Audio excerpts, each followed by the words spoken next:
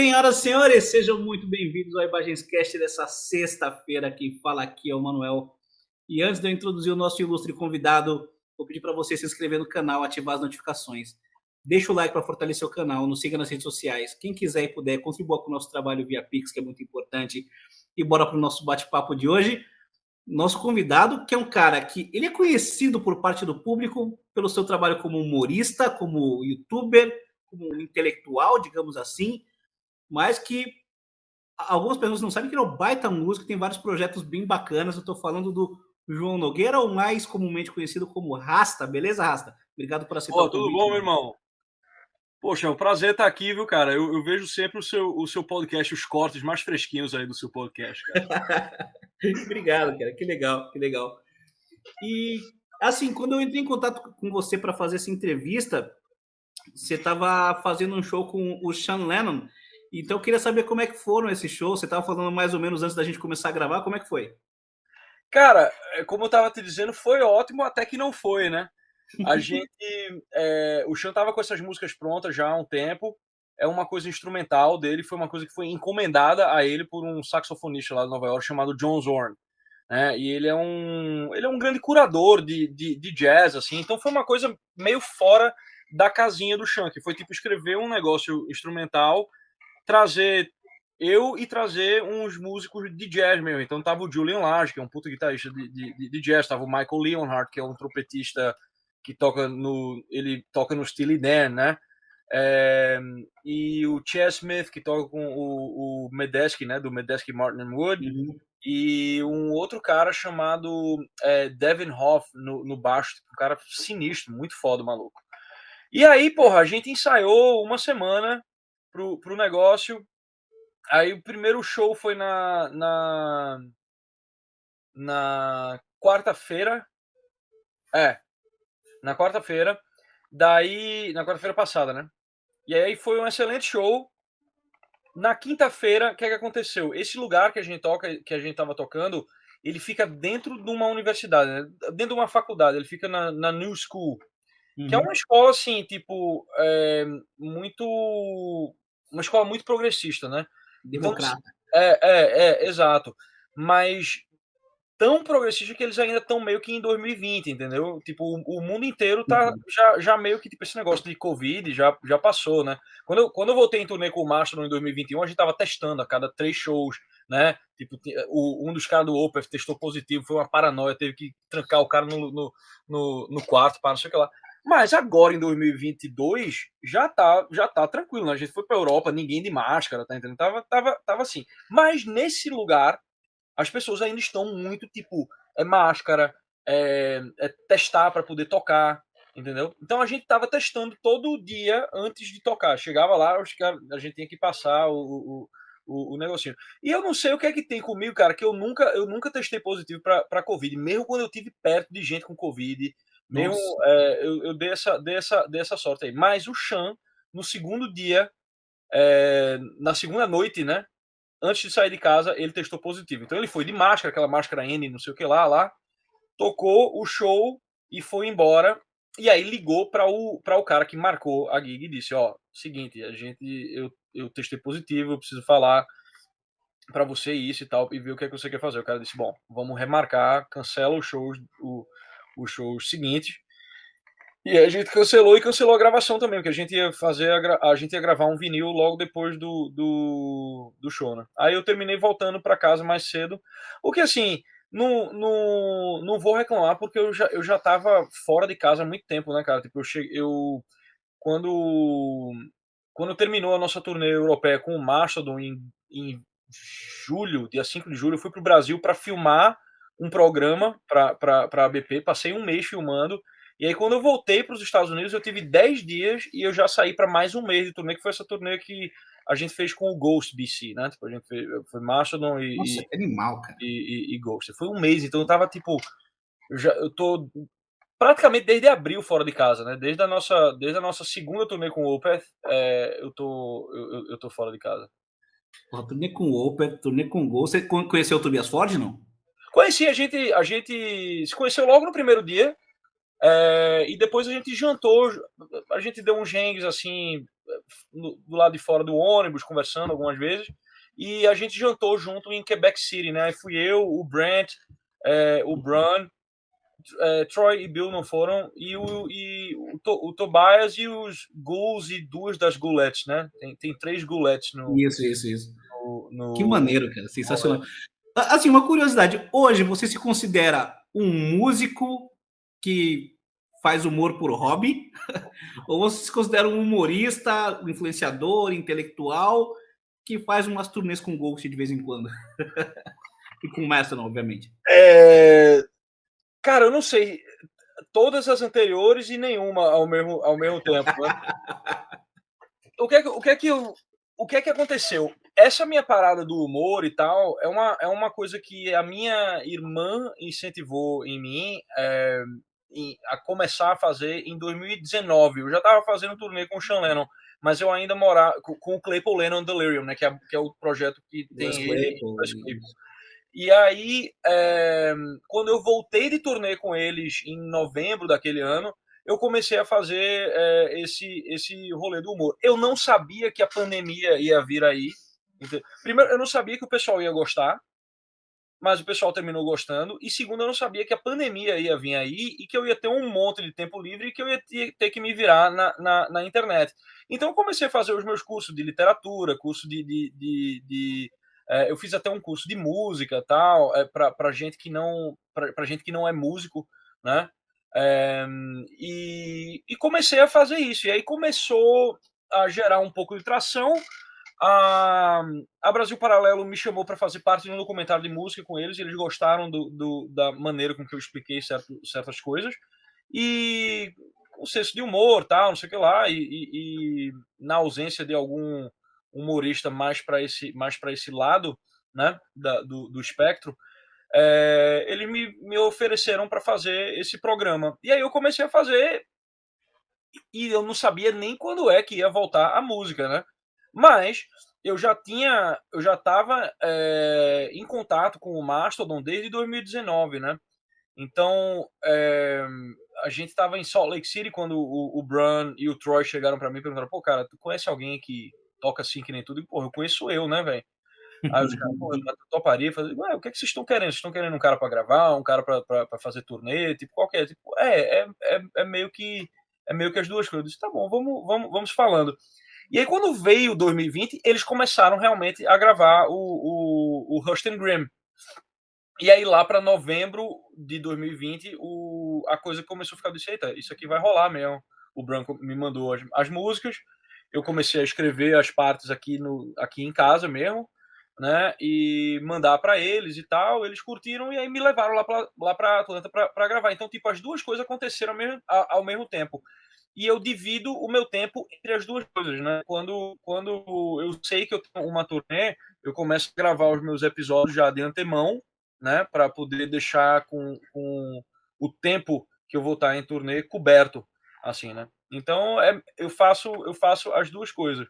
Agora, se eu sou bom nas duas coisas, é uma discussão que fica aí aberto, né? Então, então Curioso é que uma não influenciou na outra, né? hã? Curioso é que uma não influenciou na outra, né? Não. É porque, bom, música é uma coisa que ela já é nichada, né? Ela já é nichada. O meu público brasileiro tem um monte de metaleiro, né? Tipo, tem um monte de metaleiro que assiste e os caras gostam das referências. Quando eu faço piada de Angra, de Xamã, de Dream Theater, de não sei o que lá, de todas as bandas que eu já escutei na vida, né? Aí os caras, tipo, os caras curtem essas coisas. Mas aqui nos Estados Unidos, como o conteúdo que eu faço de comédia é em português, ninguém sabe lá muito bem. Tanto que eu tenho um Instagram separado para minha escolha de música. Então, quando eu estou em turnê com o Mastro, eu nem posto muito no Pergunta ao Racha. Eu posto mais no meu outro João Nogueira, que é um perfil pequenininho, modesto. Não tenho nem 5 mil pessoas lá, tá entendendo? E lá eu tenho os meus amigos mais de música, né? Então, tipo, o pessoal do Mastodon tá lá, o pessoal de outras bandas que eu conheço, que eu terminei ficando amigo também estão lá, né? Então é meio que assim. E tem a questão que eu vejo também a questão das bolhas, né? O próprio algoritmo do Sim. Instagram e do YouTube faz com que os conteúdos não se comuniquem muito, né? O meu YouTube, ele é uma salada, né? Porque ele tem realmente de tudo nele. De vídeo de tubarão branco até imagens cast e Bishop Barron conversando com o Shia LaBeouf, tá ligado? Tipo, é realmente uma coisa, uma coisa. Mas, em geral, as bolhas não se comunicam, né? Tipo, o conteúdo que eu faço é mostrado mais pro pessoal que já concorda comigo, o pessoal que já curte esse tipo de coisa. E o conteúdo musical fica lá naquela coisa pequenininha, né? Música é uma coisa que cresce devagar, né? É uma coisa que eu diria que na escala de atenção das pessoas, ela não é uma coisa que pontua lá muito alto, não. É isso aí. E você falou que o teu YouTube é uma salada. É. Para acrescentar nessa salada, quando é que você vai soltar no teu YouTube o teu projeto de black metal? Falando a verdade sobre o Rasta agora, galera. Olha, esse aí eu não vou soltar lá, não. A gente, eu e o Jopa, né, o meu parceiro de um outro grupo que eu tenho, que é um grupo de comédia, né, o Acadêmico de Milton Filme, ele escreve os programas de comédia comigo. A gente curte muito esse black metal ruim, assim, dos anos 90, né? Tipo, Mayhem, Darkthrone, Carpathian Forest, essas porra. Summon é mais recente, né, embaixador? Mas vai nessa pegada. A gente curte pra caramba. E eu moro na montanha, né, velho? Tipo, eu moro no gelo, assim. Então, tipo, o black metal ele faz bastante sentido aqui onde, onde eu vivo. E é a coisa que a gente consegue tocar sendo ruim também, né? A gente não ia fazer um álbum de prog metal, né? Apesar de eu usou tanto o prog metal, eu terminei tocando no macho, no que tem os elementos Pois é, cara. de prog, né?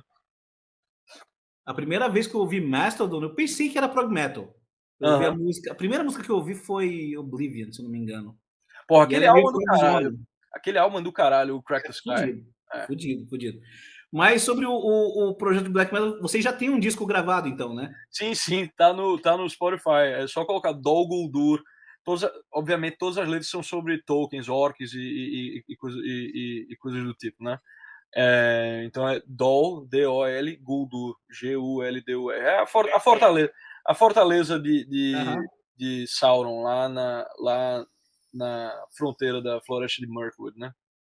Sensacional. E vocês estão para gravar o segundo disco ou não? A gente tá aqui, assim, a gente já tem as músicas escritas, a gente tava tipo fazendo as guias aqui pra gente gravar depois, né?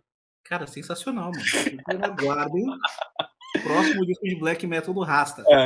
Aqui a gente é escola Fenris de black metal mesmo, a gente só encosta no instrumento pra gravar. Aí sim.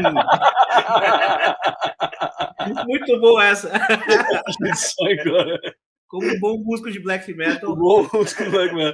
Pá, o pior é que tem uma banda, é uma das minhas bandas preferidas no momento, que é uma banda da Polônia, e que os caras tocam pra caralho, mas eles conseguiram deixar o som sem ficar aquele padrão estéreo, meio Nuclear Blast, Primo Borges, tá ligado? Tipo, é uma banda da Polônia que se chama Mgła.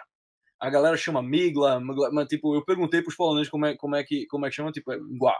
É M-G-L, aí aquele L tem um tracinho assim. Tá? Os caras tocam tudo encapuzado assim, você não vê a cara dos caras, que eu acho um conceito massa assim também.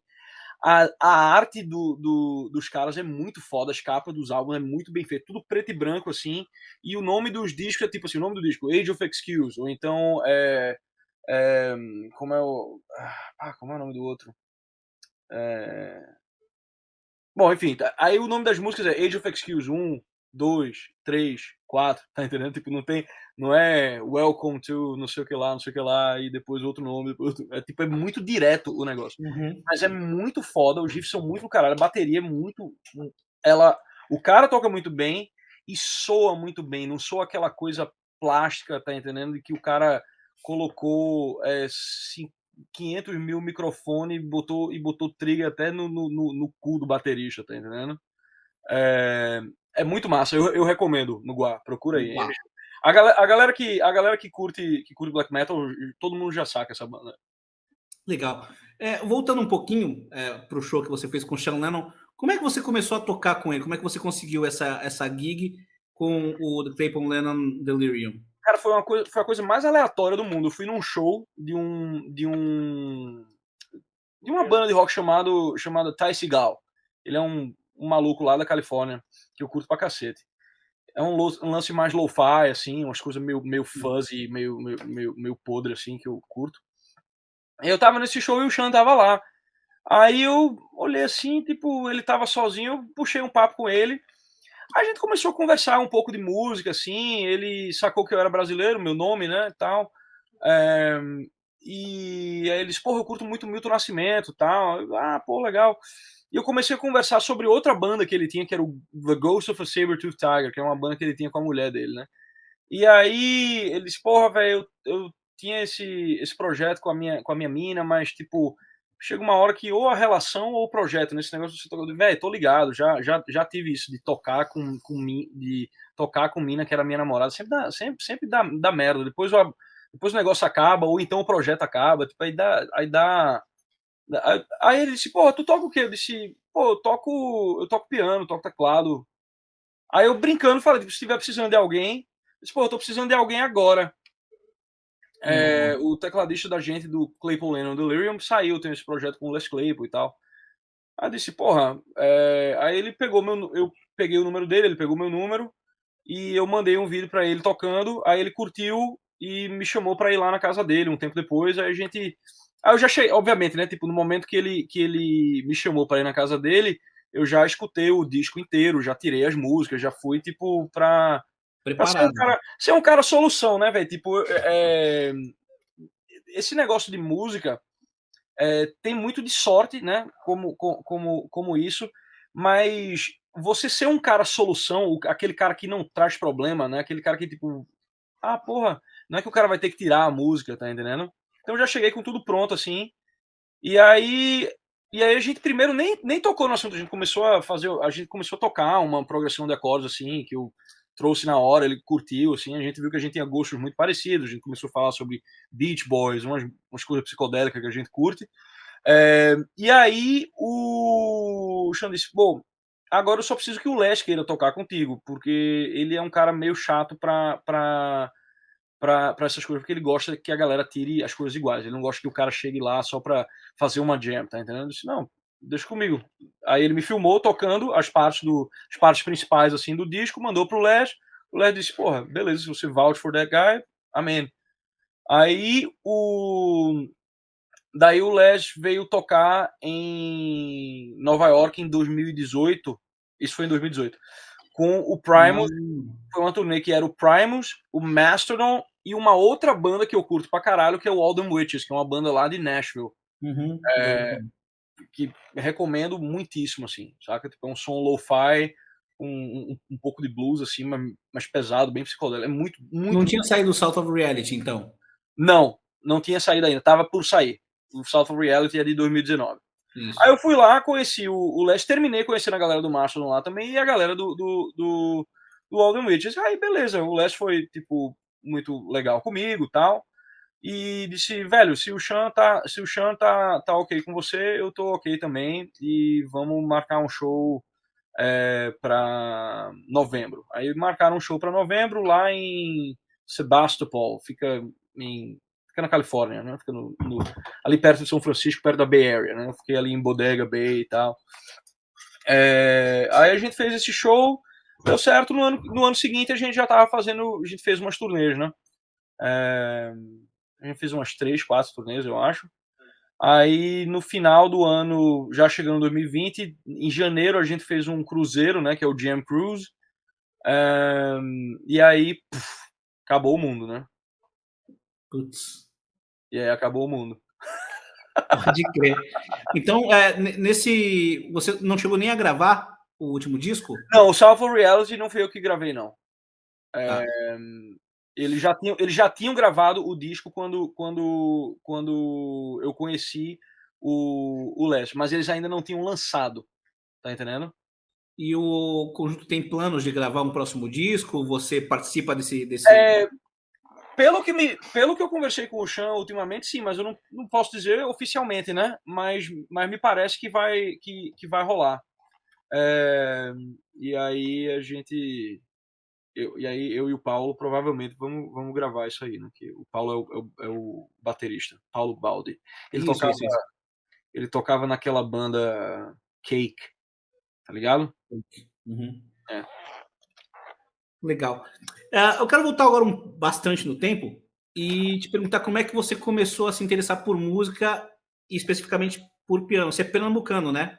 Sou, sou. Como é Eu que foi sou o seu começo na música? pernambucano de mãe gaúcha, meu pai é pernambucano, minha mãe gaúcha. Então, eu comecei, velho, muito cedo, meu pai me colocava para escutar música clássica, né? Então, tipo, eu escutava muito Mozart e muito Beethoven, que é aquela coisa que criança assimila bem, né? E eu gostava muito das sinfonias de Beethoven, tipo, eu lembro muito, a gente escutava a sexta, né? A pastoral. Meu pai sentava na rede comigo e a gente escutava lá e meu pai ia me mostrando. Meu pai era médico, não era músico, mas ele tinha um ouvido muito bom e ele me mostrava tipo os instrumentos. Olha, meu filho, isso aqui é um fagote, isso aqui é uma trompa de harmonia, isso aqui entraram os trompetes agora. Primeiro violino, segundo violino, tipo, ele ia me mostrando as sessões da orquestra. Eu achava aquilo maravilhoso, eu achava aquilo era a coisa mais divertida do mundo, assim, tipo, quando meu pai chegava em casa, era de noite, assim, e a gente colocava algum vinil de música clássica para escutar.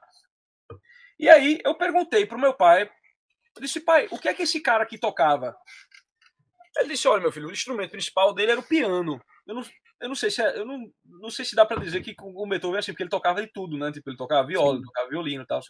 Mas ele ficou realmente muito famoso como um compositor para piano também, as sonatas dele. Então, ele me mostrava as sonatas dele, me mostrava Mozart também. Eu perguntava qual que era o instrumento principal desse cara aqui? Piano. Então eu disse, porra, então eu quero tocar piano.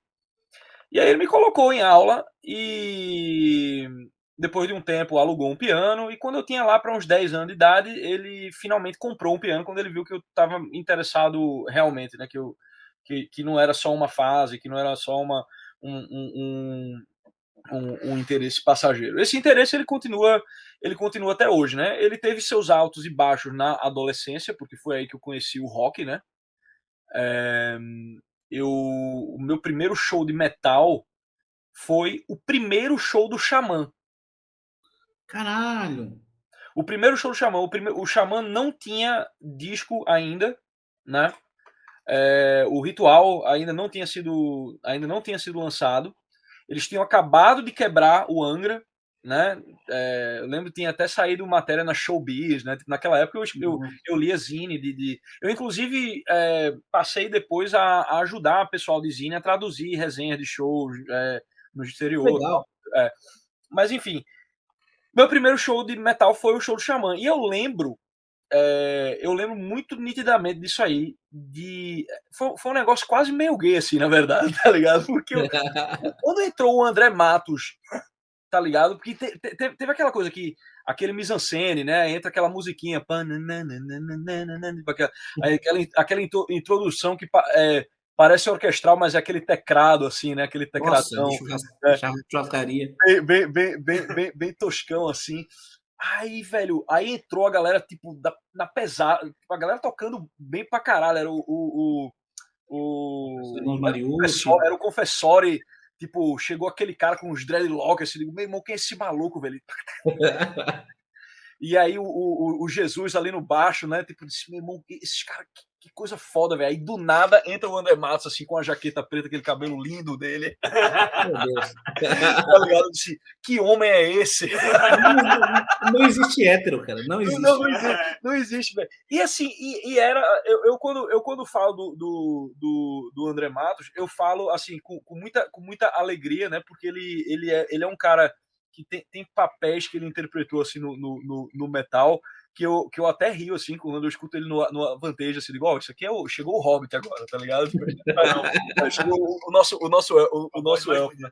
E ao mesmo tempo, tipo, era um carisma, assim, um negócio que eu não consigo. Absurdo, cara. Eu gostei do André Matos, assim, da primeira vez que eu vi, assim, e eu nunca deixei de gostar dele. Tá entendendo? Eu tive meus altos e baixos com metal. Tem coisa que eu escutei na vida que, tipo, que hoje eu digo, isso aqui é uma porcaria. Mas o André Matos, ele tem aquele lugar, assim, irracional no meu coração, que é uma coisa muito genuína, meu. Eu amo mesmo aquele cara. Eu até fico meio emotivo quando eu escuto algumas coisas dele assim, né? Quando eu já tomei umas na noite, assim, e eu lembro que ele morreu, porque é um cara que eu não imaginava que ia morrer, porra. Tá ligado? Eu achava que o Né? Demato ia viver pra sempre. A musa me sei Sansei, tá ligado? Tipo, ele já Foi um tem baque absurdo, cara. ele é pra durar pra sempre. E, porra, foda. Eu fiquei muito, muito baqueado quando. Mas enfim.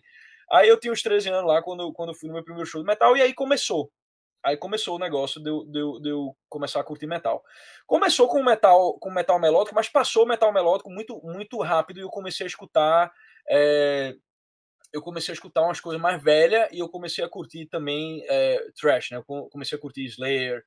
E aí, como um cara que tocava piano, né? Tipo, eu digo, o que eu faço com essa porcaria desse instrumento aqui, né?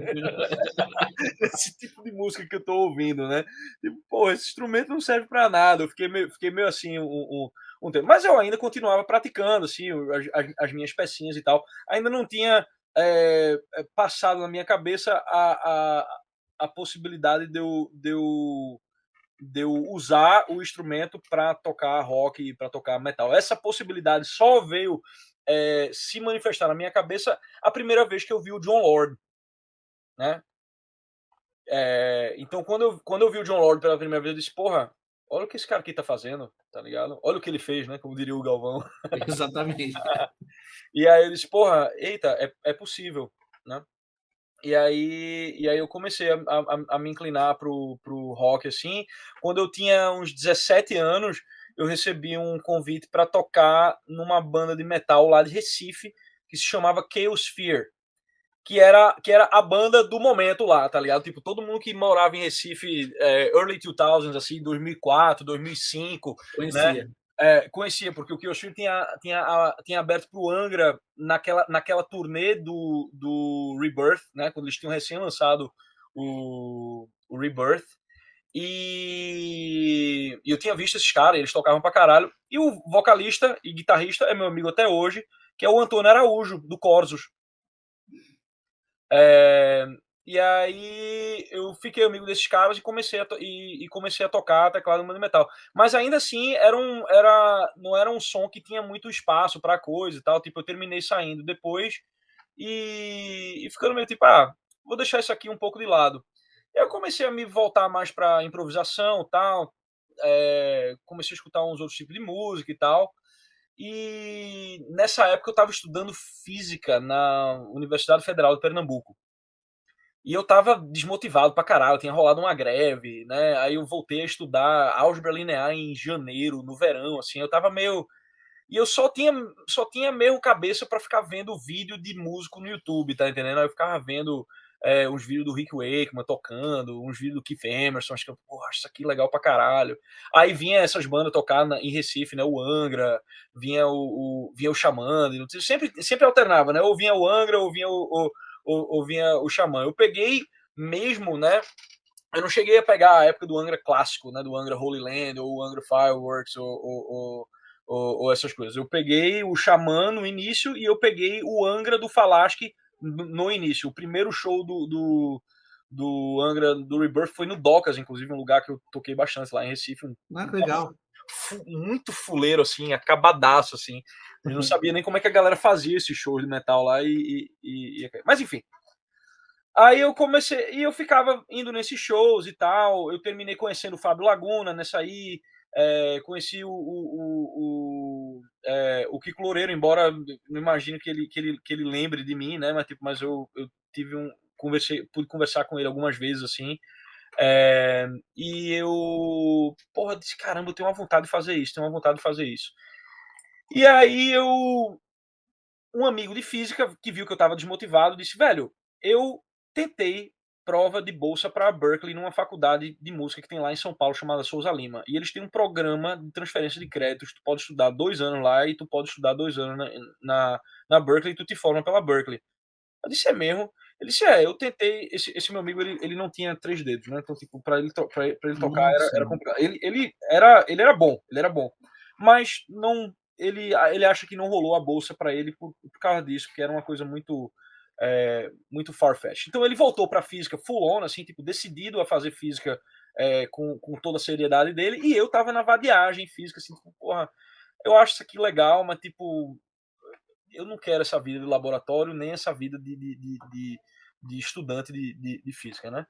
E aí ele disse, velho, por que tu não tenta? Eu disse, beleza. Aí eu tranquei, comecei a estudar para a prova, né, lá do Souza.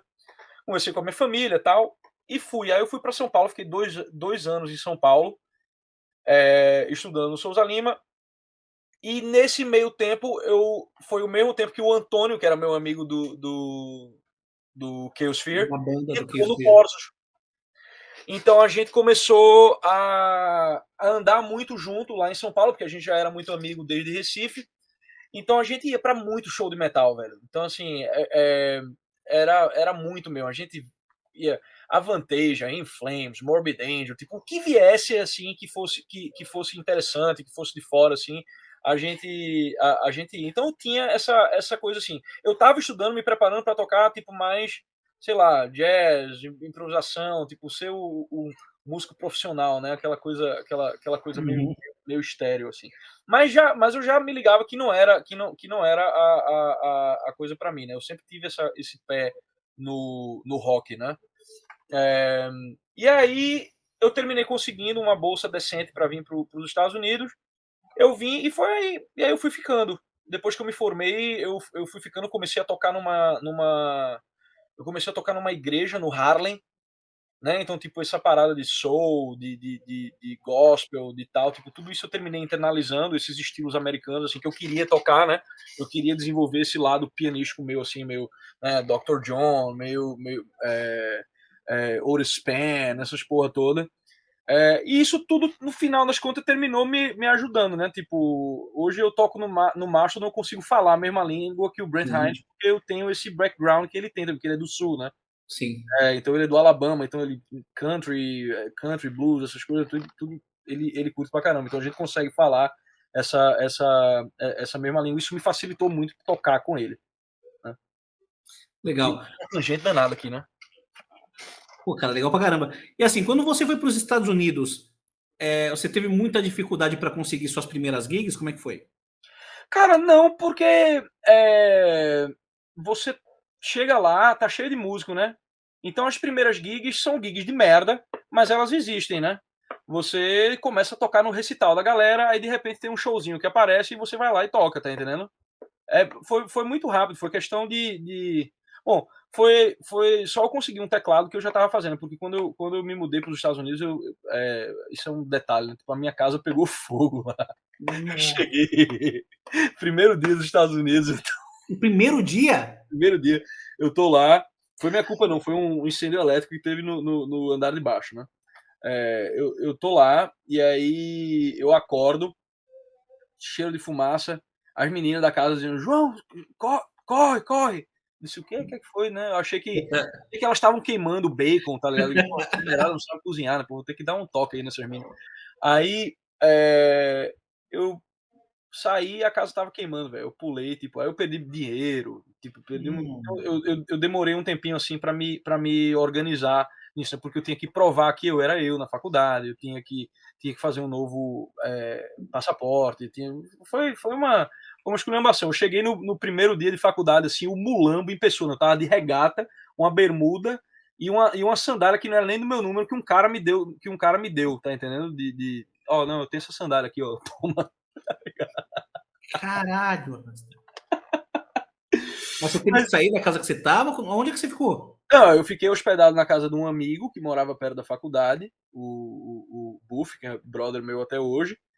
E aí a sorte é que no dia que eu cheguei eu já tinha deixado um depósito com um outro amigo meu, esse amigo de física que tinha me dito para eu fazer a prova, Sim, sim, porque sim. na mesma época que eu vim, ele passou no doutorado dele na Boston University e a gente morou Legal. junto um tempo, né? A gente morou junto por um ano. E aí eu tinha pego esse apartamento com ele. Então, tipo, pelo menos o apartamento estava garantido, mas eu tinha que esperar uma semana para eu poder me mudar. Eu fiquei essa semana na casa do meu amigo, dormindo no chão dele lá. Peguei uns Nossa. lençol, umas cobertas assim, fiz meio que uma cama. Então a mendigagem meio que se instalou na minha vida desde então. E assim, hoje você tá aí nos Estados Unidos há o quê? 11, 12 anos? 12. É. 12 anos. Você também foi músico aqui no Brasil. Como é que você compara o mercado musical aqui no Brasil e nos Estados Unidos? Principalmente para você ter gigs e se estabelecer. Cara, veja, o mercado musical é uma merda em todos os lugares. Ele é ruim em todos os lugares. Ser músico não é uma escolha que o cara. Não é uma escolha legal do cara fazer. Tá entendendo? Tipo, o cara faz, entende? Mas o cara tem que fazer sabendo que vai se fuder. Não adianta fazer e depois ficar fazendo post no Facebook, tipo, salvem a professorinha, o músico no Brasil não é levado a sério. Em nenhum lugar as pessoas levam a sério. Tá entendendo? Porque é uma coisa supérflua. Né? E é uma coisa assim que chama a atenção das pessoas é, por, por, é, por coisas que estão muito fora do seu controle. Estão muito fora do seu controle. Você acha que se você colocar tanto de esforço, tanto de trabalho e não sei o que lá, aquela mentalidade quase puritana, assim, né, do valor trabalho, tipo, você acha que se fizer isso, tipo, vai dar tudo certo? Não, um aspecto caótico da música que existe em todos os lugares. Na Europa é assim, nos Estados Unidos é assim e no Brasil é assim. O que é melhor nos Estados Unidos? São as condições materiais, né? Você trabalha de garçom por um mês, você compra uma Gibson, você compra uma Jackson, você compra um amplo do caralho, tá entendendo? Você compra um teclado, você com um pouquinho de grana você aplica para um cartão de crédito, você consegue fazer uma linha de crédito e tal. Então, tipo, o cara mais chinelão aqui tem acesso aos instrumentos que só boy no Brasil tem, né? Então, o rock no Brasil, ele é um rock basicamente de playboys, né? Se você for olhar assim, ele A cena no Brasil começou a surgir mesmo com banda de filho de filho diplomata, filho de exato, político. exato. Principalmente na época do regime militar, né? Na época do regime militar, a economia era muito fechada, né? Eles eram muito Exatamente. professionistas, de maluco.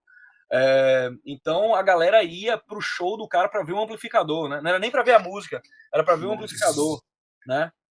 Então, assim, eu falo isso não porque eu vivi isso, né? Mas, tipo, por conversar com os músicos da época e tal, né? E era bem assim mesmo, né? Então, assim, o que muda aqui são as condições materiais.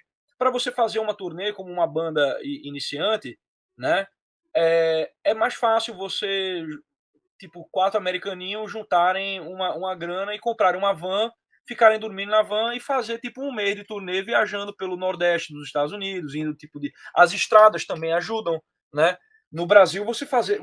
Velho, no Brasil, você entrar numa Kombi, que nem os caras do Carne e Sal fazem, tá ligado? Esses caras são foda. Grande banda Carne e Sal. Esses caras, porra, pegaram a Kombi agora, fizeram uma vaquinha, tá ligado? E os caras vão sair dirigindo pelo Brasil, é umas estradas maluca, porra.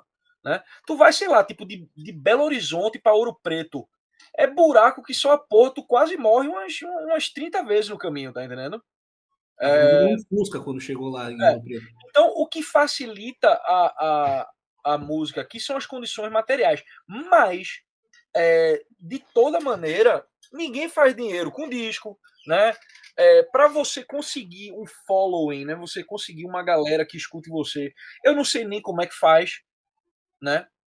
Porque eu meio que já comecei a tocar com. Eu tive uma banda que eu tentei fazer isso e os caras não aguentaram, né? O Stone Giant, a galera não aguentou. Eu fiz, né? Tipo, tava trabalhando que nem doido, assim, tipo, fazendo todo tipo de merda.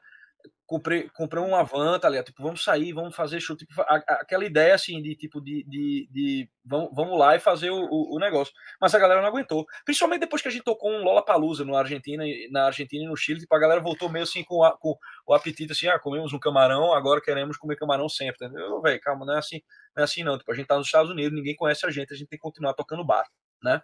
Então a realidade é essa. O cara que quer fazer música autoral, pá, tipo, é isso. Existe um mercado, assim como existe no mercado brasileiro, de músico profissional. Que é o quê?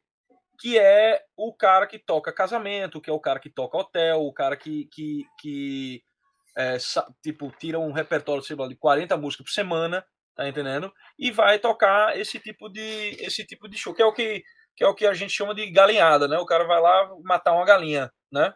Matar a galinha para pegar o sustento dele. Existe um mercado para isso. É, é danado. É um tipo de vida muito, muito, muito, muito duro, tá ligado? A galera que toca casamento com isso, já toquei casamento também. A galera, não no mesmo nível que os meus amigos tocam, porque graças a Deus eu sempre consegui meio que me esquivar um pouco disso daí. Mas a galera que toca casamento, toca hotel, tipo, os caras estão sempre aprendendo música, os fins de semana os caras estão sempre tomados, então tipo, não tem tempo para o cara ter uma banda, tá ligado? E buscar uma banda, tá ligado?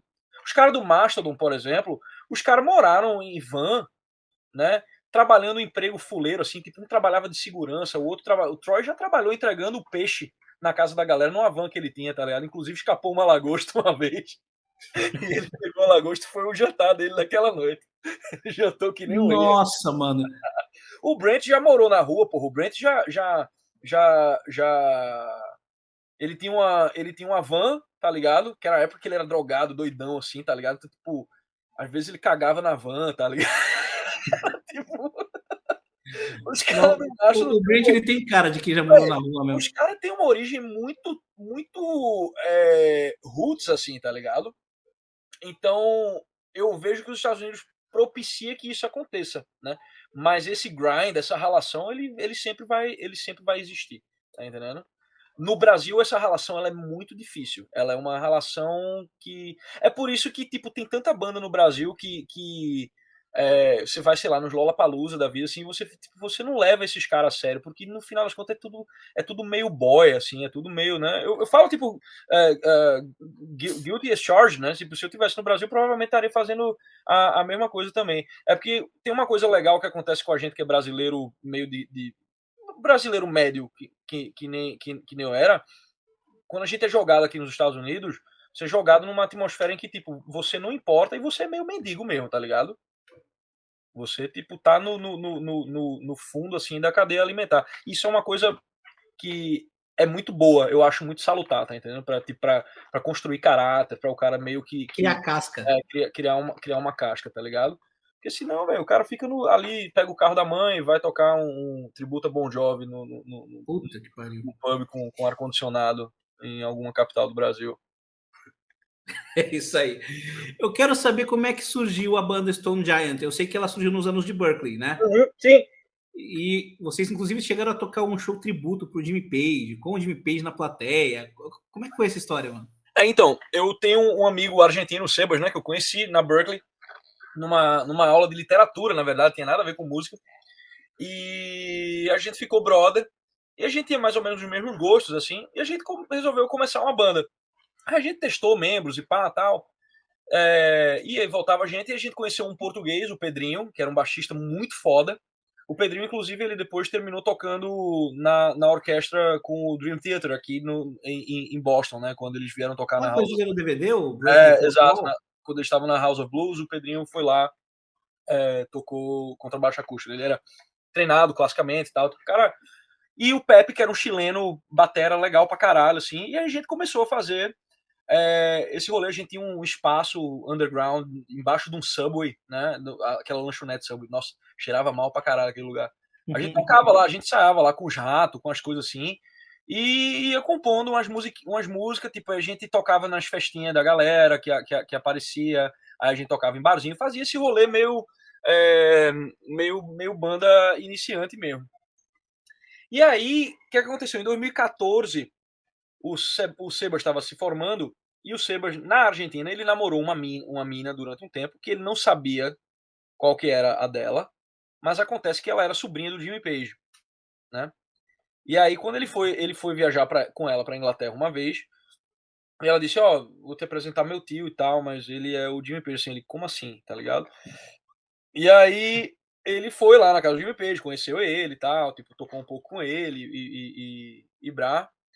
E ficou esse contato. Então, todo ano de formatura na Berkeley, eles têm um honorary doctor, né? Tipo, eles têm uma homenagem a um cara que é famoso, que é estabelecido na música, a quem eles dão um doutorado honorário, né? Tipo, esses títulos honoris causa, né?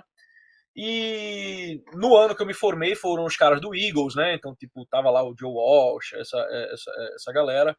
E no ano que o Sebo se formou, ele disse, eu consigo um contato com o Jimmy Page se vocês tiverem o interesse. E aí o Jimmy Page foi, né, receber, e aí a Berkeley colocou a nossa banda para fazer uma homenagem a ele dentro do show, né, e a gente foi lá e tocou para ele na plateia, depois eu fui lá, apertei a mão dele, assim, velhinho, velhinho pequenininho, simpático, assim. Mas muito estrelão, né? Tipo, ele chegou na hora do show, assim, chegou a limusine, ele entrou tipo, e saiu já vazado, assim. Ele não ficou, ele não tocou, não ficou lá pra bater papo, não. Ele foi pra receber a homenagem e foi embora. Ele é um cara conhecidamente recluso, assim, né? Verdade. É. Aí E depois a gente. Mas fala, não, fala. não, pode concluir aqui, eu já pular pro disco, mas se você quiser concluir. Não, é isso. Tá, então vamos lá. Vocês lançam um disco homônimo, o Stone Isso. Giant, em 2015. Como é que foi o processo de criação das músicas? Cara, a gente tava numa época muito boa da vida, assim, que era. Tinha todo mundo se formado e tava todo mundo ainda em Boston. Eu já tava morando em Nova York, mas os caras estavam morando em Boston, numa casa em Brighton, afastada assim da cidade, que tinha um porão muito legal. E aí a gente montou as coisas lá, e aí eu ia, velho, passava a semana e a gente ia escrevendo. A gente escreveu umas 20 músicas, né, nesse verão de 2014. E aí em 2015 a gente foi num estúdio que tava para fechar. Então a gente conseguiu um preço muito bom lá. Era um estúdio do caralho, assim, em New Jersey, chamava Water Music, ficava em Hoboken. E eles tinham um console, uma mesa Neve de 1973, tá ligado? Tipo, era tudo que a gente queria. Caramba. A gente queria aquele som velho lá. E aí a gente foi lá e gravou. Aí foi isso. Aí lançamos em 2015. 2016 a gente recebeu esse convite para o Lollapalooza da Argentina e para o Lollapalooza do Chile, que foi tanto uma benção quanto Maldição. uma maldição. Né? Foi uma benção no sentido de que a gente conseguiu. Hoje não existe nem Stone Giant mais, né? Tipo, mas você vai lá tipo, e tem sei lá, umas 13 mil pessoas escutando todo mês, entendeu? Então, tipo, a banda existe, né? É, de certa forma. E a gente ficou tocando ainda nos festivais. A gente voltou em 2017. Mas quando a gente voltou para os Estados Unidos, a mentalidade da galera já estava muito acostumada. Tipo, recebeu esse tantinho de atenção assim e meio que faltou aquela resiliência do mendigão de entrar na porra da van e sair Aquilo tocando. que tu disse antes, né? Eu comi filé mignon uma vez, não quero mais comer o Exato. osso. Ah, não quero mais tocar pra 5 pessoas. Eu digo, velho, são 5 pessoas desconhecidas que vão te curtir pra caralho, tá ligado? E quando tu voltar daqui a um mês, essas 5 pessoas podem ser 10, entendeu? Tipo, pelo menos com quem eu converso de banda que fez esse rolê, é assim, tá ligado? Os caras vão, tocam pra 5 pessoas, depois tem 10, depois tem 15. Vai passando, né? Tipo, tem um word of mouth. É um trabalho de formiguinha, mas é um trabalho que tem que ser feito. Se você quiser fazer isso, né? Se você quiser fazer isso. Aí, obviamente, eu dei uma sorte de ter conhecido depois. Quando chegou a hora de eu começar a tocar com o Sean Lennon, o Stone Giant já estava meio em frangalhos, assim, né? Vocês lançaram um EP em A 2018, gente não lançaram? lançou, mas foi muito, Masterpieces. foi muito tortuoso, deu tudo meio errado, assim. É, a gente teve um problema de relação com um dos nossos membros. Hoje já tá tudo bem, entendeu? Mas o cara tava passando por uma barra na época e ele não soube lidar muito bem com isso. E aí ele terminou descontando na gente, tipo, abandonou a banda antes da gente ir tocar um festival. Foi uma. Aí um outro amigo teve que chegar a aprender as músicas de última hora. Aí esses baques meio que deixaram a gente esmorecer um pouco. E aí o Sebas teve que se mudar para Miami, porque a vida para ele estava difícil em Nova York e tal. E aí ele começou a fazer o negócio dele, foi deixando o Stone Giant meio de lado, e disse, isso aqui, tipo, não vai rolar mesmo, né? E aí eu terminei começando a tocar com o Sean, tipo, pouco tempo depois que isso aconteceu. Não deu muito tempo de eu ficar triste, não.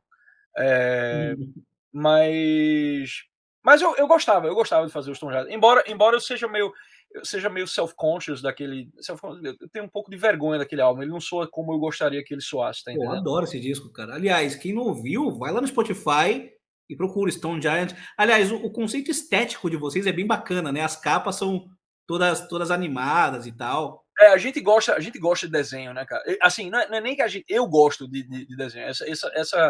Essa capa, quem forçou fui eu, na verdade. Quem fez essa capa foi um cara que foi vizinho meu de infância, Felipe Vaz, que ele é um designer incrível e ele faz aquilo à mão, assim. Eu lembro esse maluco, cara, eu tinha uns 6 anos, assim, e eu ia na casa dele, era a época que começou os Cavaleiros do Zodíaco na Manchete, e ele Uhum. desenhava, eu lembro dele ele desenhou Shiryu, pô, foi a coisa mais incrível que eu já vi na minha vida, assim, ele desenhou Shiryu, não era decalque não, era ele, assim, tipo, do zero, ele desenhando, ele com a armadura, assim, fazendo o cólera do dragão, eu digo, caralho, que é isso, esse cara é muito foda. Animal. E ele é muito, eu recomendo, quem quiser ver, ele inclusive fez uma exposição há muito tempo chamada Do Inferno, umas gravuras do capiroto lá que ele fez. Ele é muito bom, em Nanquim, principalmente, assim, ele domina, assim. É muito foda. Sensacional. Então hoje você acha que a Stone Giant não tem chance nenhuma de lançar novo material? Cara, eu não sei, porque hoje a gente tá todo mundo amigo, né? Hoje a gente tá todo mundo tranquilo. Então, tipo, eu tive em Los Angeles agora pra tocar com o Mastodon e eu saí com o Sebas, a gente foi no Rainbow lá, bateu um papo, mas eu não toquei no assunto, entendeu? Eu não sei o que é que pensa, eu não sei o que é que pensa cada um, tá entendendo? E eu tô tão ocupado com essas coisas que eu nem penso a respeito. Agora, eu gosto muito do nome, tá entendendo? Eu gosto do nome Stone Giant. Eu acho é um nome que trouxe, né? E não é um nome meio óbvio, né? Ele veio do Hobbit, né? Tem aquela batalha lá Isso. dos gigantes de pedra, né? E eu curto muito por causa disso, né? Então, assim, eu ainda vou. Eu ainda pretendo escrever alguma coisa nesse sentido, né? Ah, Não legal. sei como, mas uma hora deve acontecer. Legal. E não sei se foi durante o período de Berkeley, mas mais ou menos por ali, você também fez um projeto chamado REN. É, Eu quero saber. foi como eu terminei morando aqui nessa montanha que eu tô morando. Ah, então eu quero saber dessa história, como é que foi o processo de composição e gravação do Yellow Gun, que é o disco que você gravou. E a banda existe até hoje, né? Hã? E o REN existe até hoje, não existe? Ele existe até hoje. São 3 só dos 5 originais que estavam lá. Eles têm uma produtora lá em Nova York que eles fazem jingles e tal. Eles estão bem estabelecidos já, né? Chama Ghidra Music. Então, assim, voltando para o Yellow Gun, o disco que eu gravei, no final de 2014, a gente tava com essas músicas, né? Com a ideia de fazer músicas. A gente não tava nem com as músicas feitas ainda. E aí, um amigo nosso, o Nando, chegou, velho, vamos pegar essa casa na montanha, no inverno, que é barato. Então a gente fica isolado do mundo, monta o estúdio lá. O pessoal do SST Rentals ajudou a gente, né? Porque eles tinham contato com alguns dos membros. Então a gente trouxe amplificadores, bateria, mesa, um console virtual assim pra gente poder gravar. E a gente deixou tipo rolando, gravando. A gente escreveu 40 músicas, velho. Foi um mês assim, foi um mês assim de muita criatividade assim. E tava lindo, né, cara? Tudo coberto de neve, um lago congelado assim. E foi uma coisa buscando uma sonoridade mais esse rolê indie pop assim, tipo e aí saiu esse disco, que obviamente tem coisas de rock, porque não tem como, né? Tem um cara que tá na Rain até hoje, que é um grande amigo meu, que é o André Vasconcelos. Ele é um dos melhores guitarristas de metal que eu conheço, e de prog principalmente, assim. Ele é aquele cara que sabe tudo do Gênesis, assim, se pegar e pedir pra ele tocar um disco inteiro, ele vai lá e toca, tá ligado? Tipo, ele é um cara. Então, assim, foi impossível não ter um pouco dessa sonoridade rock meio prog, assim, que é uma Tem coisa uma que. música desse disco, desculpa te interromper, mas tem uma música desse disco que eu adoro, que se chama Orwell. Deve Pronto, ser tua. É uma é tecladeira a minha, animal, animal, é a animal. minha preferida. É a minha preferida. E Orwell é uma das poucas músicas tipo, que a letra, boa parte dela é contribuição minha. E aí, velho, naquela música lá, tipo, tem muito o André, a veia do André também, né? Nessa e uma outra música que a gente lançou depois, que tava nessa leva, mas que não foi pro disco, que chama Reveries. Essa eu não É, ouvi. é. Saiu como single depois, mas é um single dessa época. A gente gravou essa música nessa época. Então tinha essa coisa. Mas como sempre, velho, banda, você pode ter as músicas, pode ser interessante, pode soar bem, você pode ter a produção sendo bem feita e tal. Se você não tiver a tenacidade, né, a constância, e você não tiver o elemento humano, né? E aí eu não digo de todo mundo ser legal, não, mas eu digo da galera se aguentar. Tá entendendo? Vocação naquele sentido de Goethe mesmo, né? Tipo, de você aguentar a parte ruim daquilo que você faz. Porque no Mastodon mesmo, tipo, os caras já tiveram seus desentendimentos, óbvio, né? Tipo, os caras estão há 20 e poucos anos juntos, né? Tipo, a quantidade de vezes que alguém deve ter chegado bêbado e feito uma merda ou não sei o que lá. No entanto, os caras estão juntos, entendeu? Todo final de show, toda vez antes de entrar no show, tipo, o Troy vai chegar e vai dizer, porra, velho, tem um grande show, você é foda, amo você. Tipo, antes de dormir, tipo, ele vai dizer, velho, galera, amo vocês, boa noite, tá ligado? Tipo, sempre vai ter isso.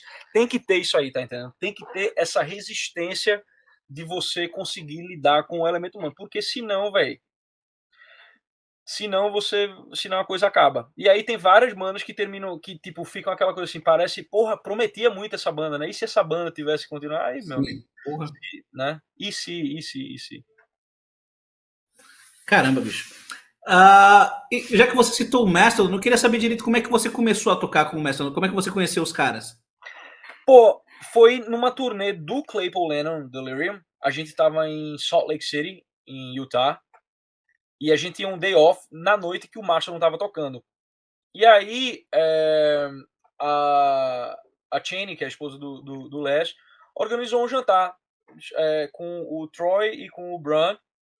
E aí a gente foi jantar num restaurante italiano lá muito bom por sinal, chama Máximo Osteria. Se um dia for lá em Salt Lake City, eu recomendo. Porque não tem muita coisa boa para fazer em Salt Lake City, não. A cidade mormon, a cerveja tem no máximo 4% de álcool, tá ligado? Tem umas. Nossa, Tem umas sério? velho, o Utah é lindo, parece assim, Caradras, assim, parece que você tá na Terra-média quando você olha a paisagem, né? Mas é terra mormon, né? Tipo assim, nada contra. Nada contra eles, mas as legislações que eles têm são bem chatas com álcool e tal, tipo assim. Só em restaurante você vai conseguir um vinho bom, assim, mas tipo liquor store, tipo, é tudo limitado. Hoje parece estar um pouquinho melhor, mas nessa época que eu fui, tipo, ainda tava, tipo, fui numa cervejaria, cerveja mais alcoólica que tinha, tipo, era 4 ponto pouco. Eu digo, que é isso, pô? Mas enfim, a gente tava lá, a gente jantou, e depois a gente foi pro hotel e a gente foi pro quarto do Chan, a suíte lá do Chan, tomar um vinho, ficar conversando, pá. E o Bran já tinha me visto tocar algumas vezes, porque a gente tinha tocado em Atlanta, no Sweetwater Festival, a gente tinha tocado em outro lugar em Atlanta, e tanto ele quanto o Bill foram. Então o Bran já estava ligado na minha, já tinha me visto tocar muito de perto, assim, ele me via aqui do lado, né, tipo, do lado de onde eu estava. E aí, nessa noite que a gente tava lá, ele chegou para mim com o Troy e disse, pô, velho, vem cá, conhece alguém que toca assim, que nem você, como eu te disse, né? Eu disse, pô, velho, eu conheço eu, né? Ele, pô, mas eu não quero atrapalhar o rolê de vocês. Eu digo, não, pô, isso aqui é um projeto, né? O Claypool Lennon Delirium é um projeto. O Les, a coisa primordial dele é o Primus, né? E ele tem outras milhares de coisas. Ele tem Oysterhead, ele tem. Como é o nome daquele outro? Ele tem o Frog Brigade, ele tem um monte de projeto que quando ele faz é turnê longa e sempre. O Les é um cara muito cultuado aqui nos Estados Unidos. Né? Eu não sei se a galera entende no Brasil, porque Primus não é tão grande aí, né? Mas aqui nos Estados Unidos o Primus é um negócio assim, é uma coisa. É quase uma seita, assim, é um cult. Porque ele junta. O Primus conseguiu fazer um negócio que ninguém fez. Eles juntam os hippies, a galera que vai para festival de jam band, que gosta de fest, que gosta dessas porra, e os metaleiros, tá ligado? Ele conseguiu juntar essa galera, essas duas galeras. Então, assim, e até a galera pop, assim, tipo, o Les Claypool é um cara muito, muito conceituado e ele tem sempre tá sempre busy, né? Então, assim, ele faz um espaço para o Delirium quando tem coisa, mas não é uma coisa que tá frequente, né? E o Mastodon já é uma outra coisa. O Mastodon é uma banda que tá junto desde os anos 2000, então eles estão sempre, né, em turnê e tal. Eu disse, velho, você não vai atrapalhar o negócio, tá entendendo? E eu também não sabia o que é que eles, eu não sabia o que é que eles queriam. Eu não sabia, de repente o cara queria só que eu tipo tocasse uma nota, entendeu? E essa era a minha participação no disco. Mas como veio a pandemia e o Bran começou a me mandar as músicas, né? Bom, enfim, a gente ficou em contato depois desse episódio, né? Aí ele começou a mandar as músicas e tal, aí eu sentava aqui, né, olhava aqui para minha floresta, não dá para ver aqui porque eu estou no computador, né? Olhava aqui para a floresta, tipo, escrevia uma parte, escrevia aprendi uma linha de guitarra e dobrava para ver se funcionava, tá entendendo? Tipo, ia testando o que é que dava para fazer com o som do Mastodon, porque a minha primeira reação, tá entendendo, foi tipo, o que caralho a galera do Mastodon quer com teclado, pô? Tá Pois entendendo? é. O que é que os caras querem? Porque consigo enxergar um espaço? Consigo. Eles precisavam? Não. Tá entendendo? Os caras estão fazendo esse rolê já há muito tempo. Mas eles são uma banda muito aberta ao mesmo tempo. O som deles é muito aberto. Quando você vai tentar qualificar o som do Mastodon, beleza. Você dizer metal é assim, é ok pra botar numa prateleira ali na loja de disco que não existe mais, né? Mas quando você vai ver as coisas, né? Tipo, tem um monte de coisa de prog, tem um monte de coisa tem uns momentos quase black, assim, é estranho. O som do Mastodon é estranho e aberto. E eles são os caras que experimentam bastante. Então, bom, então vamos ver qual que é o espaço que eles me dão aí. E aí eu terminei gravando as coisas e a maioria do que eu gravei terminou ficando. E eu fui para lá gravar e eu terminei gravando o teclado em todas as músicas. E aí, quando chegou o momento de fazer turnê, o Bran já tinha falado comigo quando eu gravei. Ele disse, pô, não vejo a hora da gente poder voltar pra estrada e a gente queria que você viesse com a gente. E aí, o que aconteceu? Eles me mandaram o repertório, e aí nesse repertório, obviamente, tinham músicas que não tinha teclado. Eu digo, então, o que é que eu vou fazer? Eu vou pegar uma panderola e tal. Aí eu peguei e resolvi fazer uma coisa ousada. Eu peguei um som de órgão, assim, tipo, meio, meio John Lord, tá ligado? Tipo. Tipo.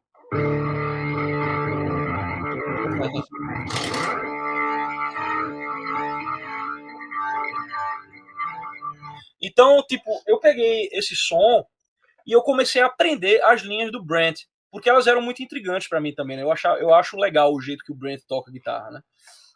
E aí eu aprendi e eu mixei, mesclei o teclado, tipo, tocando as partes, os riffs de guitarra e tal, tipo, com eles, de uma maneira que não ficasse obnoxious, né? De uma maneira que não ficasse irritante.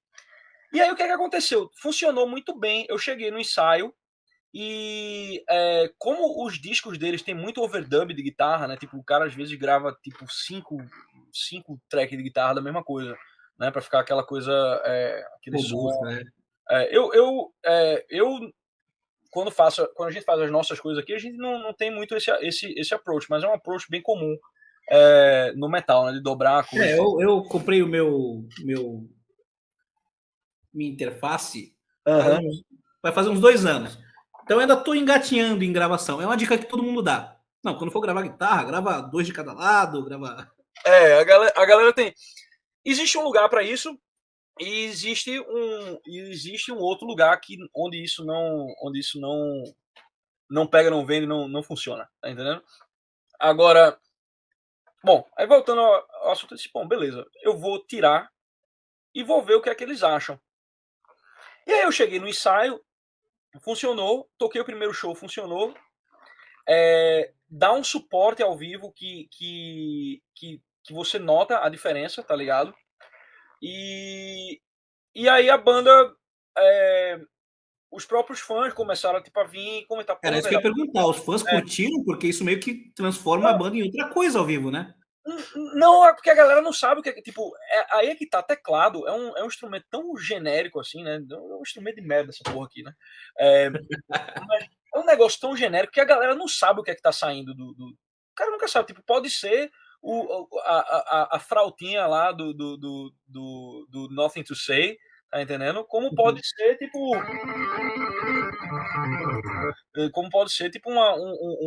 um leak esmerilhando aqui, tipo, um som meio distorcido e tal. Então, tipo, o pessoal nunca sabe exatamente o que é. Mas o pessoal vinha comentar, tipo, caramba, velho, eu tô achando o som mais cheio, tá entendendo? As guitarras estão soando bem com isso aí. Eu digo, bom, então deu certo, né? Poderia ter dado muito errado, então eu dei essa sorte aí também de que terminou dando certo e que a galera curtiu. E a minha relação com os caras é muito boa, né, velho? Porque, assim, os caras são muito legal, pô. Os caras do Macho são muito foda. É, é gente, assim, tipo, de primeira qualidade. Brent é parceiro, a gente toma uns goró junto, tipo, a gente dá Sério?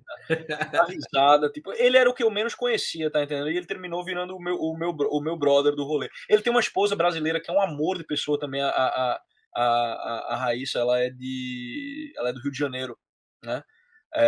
Então ele tem essa conexão com o Brasil também e tal.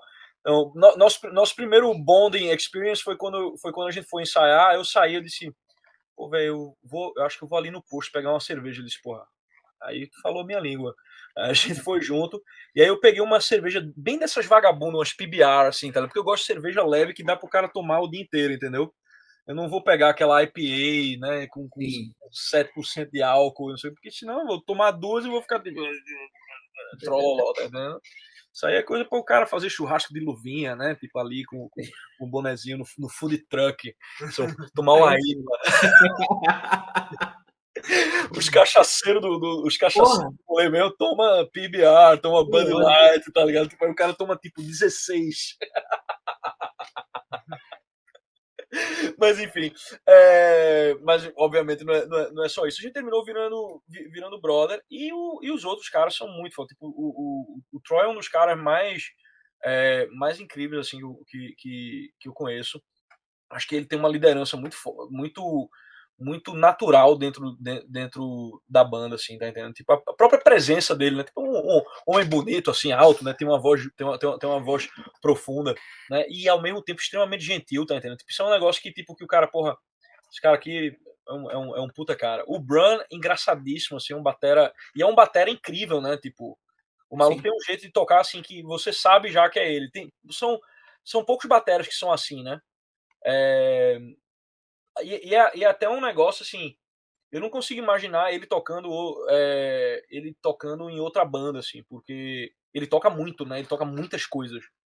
A gente tava uma vez no ônibus brincando, a gente tava ouvindo o Prince, eu e ele, né? E ele disse, eu jamais, tipo, eu adoro o Prince, mas eu jamais poderia tocar nessa banda. Eu digo, né? Você não consegue ficar quieto, né, bicho? Eu meti umas 5 viradas no rolê, no rolê aí. Mas ele. Um cara do caralho. E o Bill também. Então, tipo, terminei dando sorte tanto de ter funcionado o som, como de ter me deparado com um pessoal é, muito pé no chão e muito bom mesmo, muito legal. Os caras são foda. Que legal. E o Rustin Green, ele é de 2021, É, finalzinho de 2021. Mas as ideias iniciais são pré-pandemia, não? foi durante a pandemia. Durante a Aconteceu. pandemia. Bom, morreu o manager deles, né? E eles ficaram muito mal com isso aí, e isso meio que pautou, por isso que o álbum tem uns momentos bem melancólicos, assim, bem meio triste, assim, né? Então, tipo, essa temática da morte tá permeando o disco inteiro. E aí eles começaram a escrever, que eu saiba, em 2020. O material chegou para mim no final de 2020. E eu Entendi. gravei em fevereiro de 2021. E aí teve mais algumas coisas, mas as músicas já estavam prontas, já estavam fechadas de forma, entendeu? E com muita coisa já gravada, muitos vocais já gravados. Tá? Eu cheguei, o disco já tava bem encaminhado quando eu cheguei para gravar. Né? Então, É, se as ideias chegaram para você assim no final de 2020, é. já vão fazer 2 anos disso, a banda já pensa em algo novo, em compor algo novo ou não? Ou não fala ainda nisso? Cara, ainda não se falou nada nisso não, porque foi muito busy esse ano. Esse ano foi muito busy mesmo, porque voltaram as turnês e não foi que voltou só as turnês desse ano, voltou as datas que a gente tinha voltou as datas que a banda tinha marcado no passado, entendeu? Então os caras estavam para tocar o Download desde 2020, entendeu? Lá na Inglaterra. Os caras estavam para tocar o Rock and Ring desde 2020, os caras estavam para tocar o Hellfest desde 2020, saca? Por isso que esses festivais todos na Europa tiveram, tipo, a maioria teve 2 semanas de festival. Uma semana de festival, aí um break, assim, de 2 semanas, e aí outra semana. Tá entendendo? Pra encaixar a galera de 2020 e a galera de 2021. Saquei. Então, por hora, a É, prioridade da Mastodon é fazer turnê. por hora é turnê, né?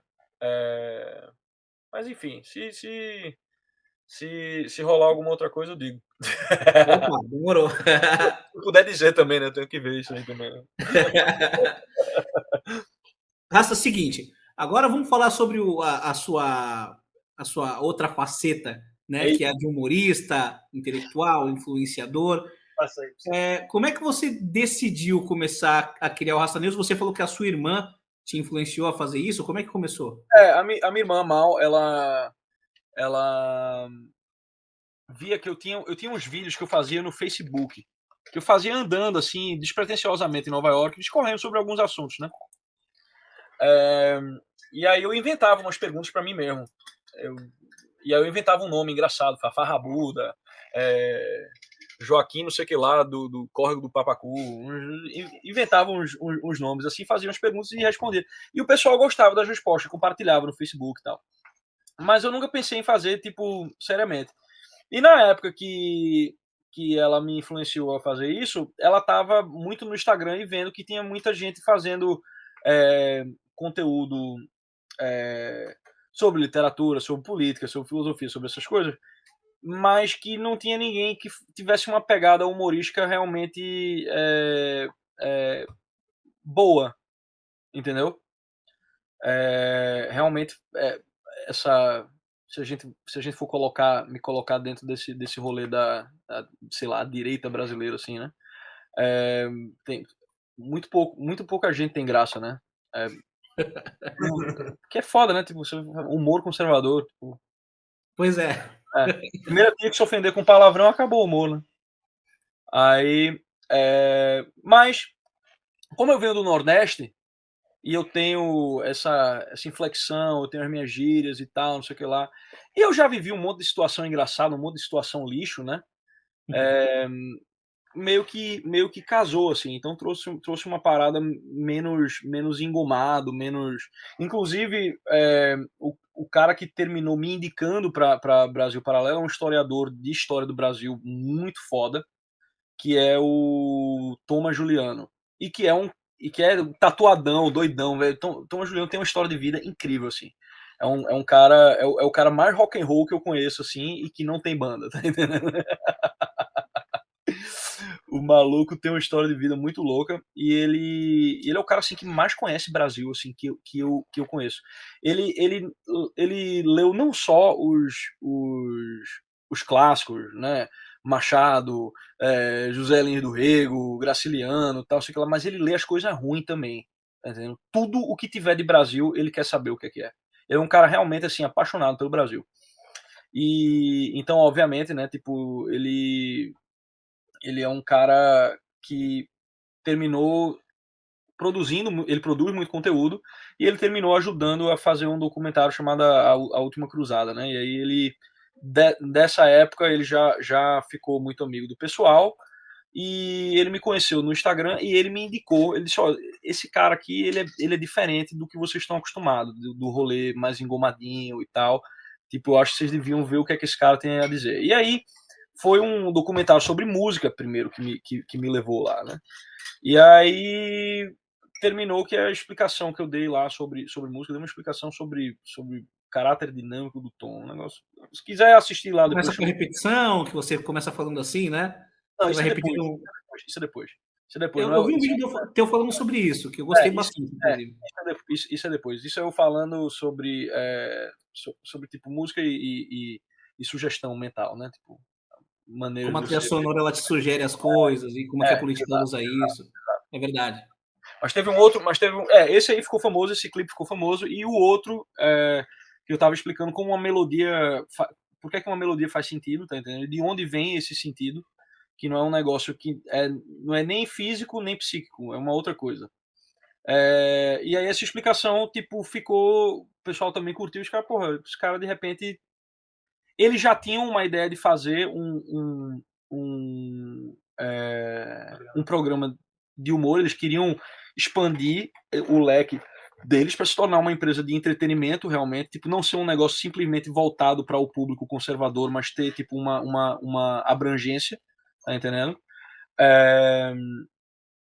E aí terminou que eu caí e fiz uns testes, né? Escrevi uns textos, gravei e deu certo. Aí tenho feito. Tá em hiato agora, né? O programa, mas eu vou voltar agora em novembro. Pô, que legal, cara. É. Legal.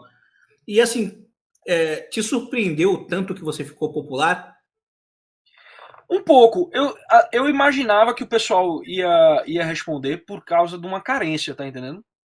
Por causa de uma carência. Todo mundo que. Quase todo humorista brasileiro, né, tipo, é de esquerda. E assim, eu sou um cara que, assim, você vai me considerar de direita porque não tem outra coisa pra me considerar, tá entendendo? Mas parafraseando o Thomas Juliano, uma das coisas que eu mais lamento sobre a esquerda foi ter me feito de direita, entendeu? Porque não é um rolê, tipo, tem certa gente que eu não gosto de ser associado a essas pessoas, entendeu? Que não é que você conversa comigo, tá entendendo? E o pensamento que eu tenho é um pensamento completamente distinto dessas pessoas, entendeu? Eu me Principalmente quando a gente aproximo, fala de direita brasileira. eu me aproximo, mas na americana também, cara. Na americana também.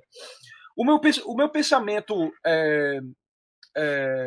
político, ele é muito mais Tolkieniano do que uma coisa que você possa enquadrar em termos do conservadorismo burkeano ou liberalismo robesiano, entendeu? Ou marxismo. Tipo, é uma ideia mais próxima à encíclica ali, Rerum Novarum, do Leão XIII, tá entendendo? Tipo, eu não sou aquele cara que quer abolir o governo, nem que acha que todos os sindicatos têm que ser fechados amanhã, tá entendendo? Ou que acha que Bolsa Família é uma fábrica de vagabundo. Eu não acho nada dessas coisas, tá entendendo? Eu enxergo um lugar para cada uma dessas coisas, mas eu só consigo enxergar isso dentro de uma sociedade em que a cultura, tá entendendo? E aí eu não digo a cultura no sentido antropológico da coisa, qualquer coisa que a gente faz, né? Vou lá, amarro um negócio no cabelo e é uma cultura, boto uma camisa do meio é uma cultura, tipo, sei lá, gosto de dar a bunda é uma cultura, tipo, não, eu digo aquilo que eleva o cara mesmo. Se a gente não tem uma tradição forte, né? Se o seu avô não tem, se você não consegue escutar sabedoria na voz do seu avô, entendeu? Ou do seu tataravô, tipo, vai dar merda independentemente do sistema que você for tentar implementar, tá entendendo? Até porque sistemas não são coisas que se implementam assim do nada, elas são coisas que vão surgindo, aí depois chega um maluco lá e tipo, esse aqui é o sistema tal, né? A não ser que você tenha um ideólogo realmente, né, que vai lá e tenta desenhar uma solução para o mundo. A gente tem alguns que já tentaram isso aí. Desejo toda a sorte a esse empreendimento, desde que eu não pague a conta. Você não acha que a modernidade é meio que um obstáculo para esse tipo de pensamento? Porque você falou que se a gente não consegue enxergar sabedoria na voz do nosso bisavô, vai dar merda. É. E se você voltar 200 anos atrás, o conhecimento, ele não tinha uma mudança nisso. Ele vinha do mais velho para o mais novo, né? Não tinha nada que uma criança de 10 anos soubesse que o avô dela não soubesse. E hoje isso meio que inverteu.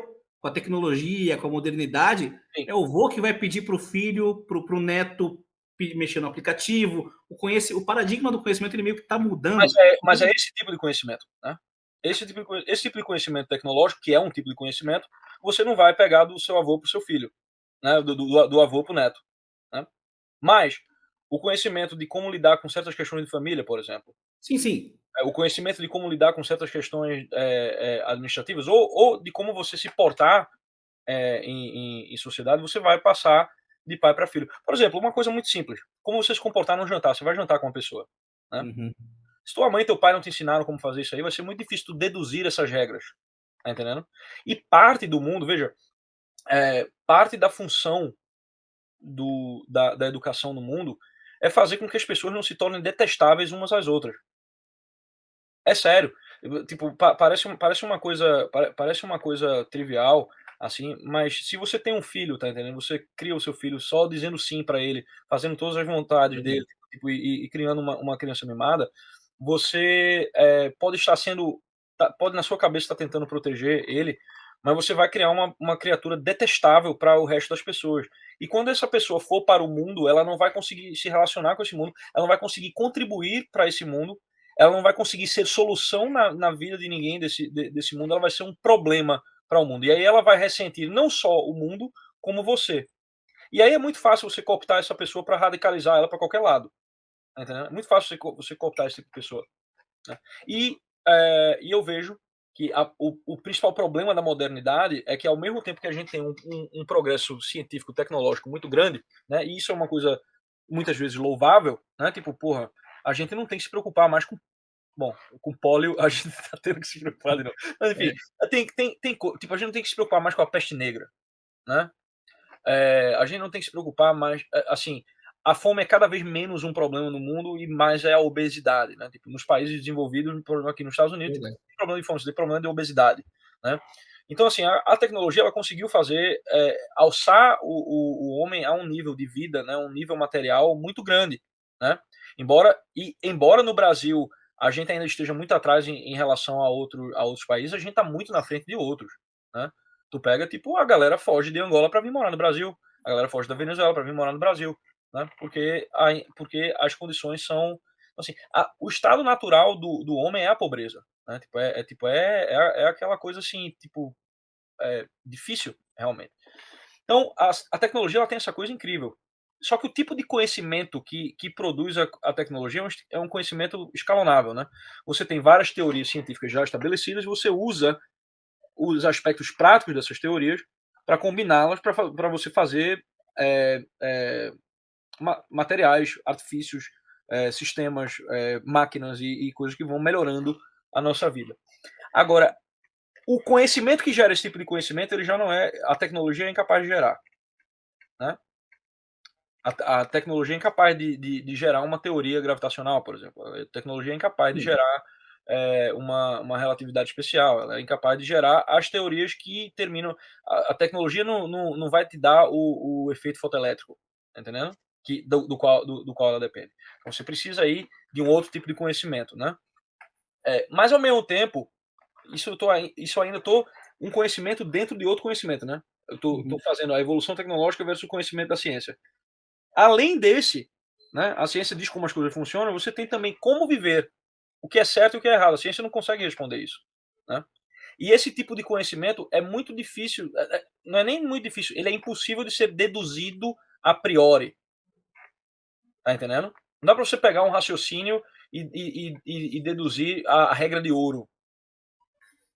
Né? É uma Tá, mas coisa. aí você não acha que esses tipos de conhecimento cada vez mais está difícil para a sociedade separar cada um deles, devido ao quanto a gente está dependente da tecnologia?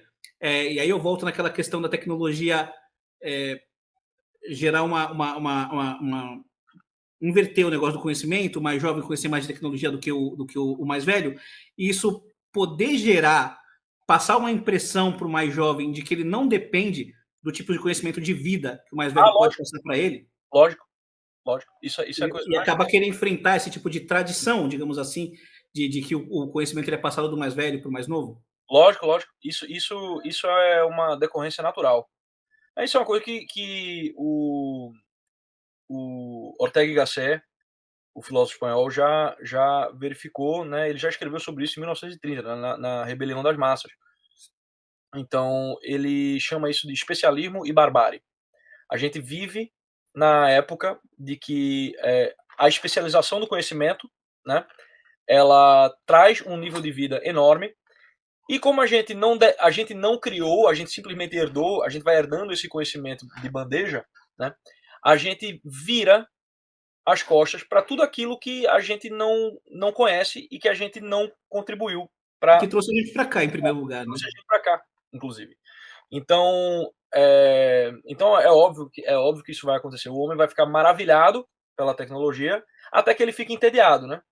Até que ele vai ficando entediado. Ao mesmo tempo que o homem fica maravilhado, ele vai ficando entediado porque ele vai perdendo aquelas coisas, tipo, teu avô não tinha, nossos avós não tinham Facebook, Instagram, né? Então eles não tinham acesso a tanta informação quanto a gente tinha, tipo, de poder ficar entretido, tal. Tipo, hoje o nosso dia voa rapidamente, né? Nossa. Né? Mas o meu avô, ele ia para a oficina dele e ele ia trabalhar num motor. E ele sabia como aquele motor funcionava, né? E ele sabia de onde vinha cada parte. Meu avô era engenheiro químico, né? Então ele tinha esse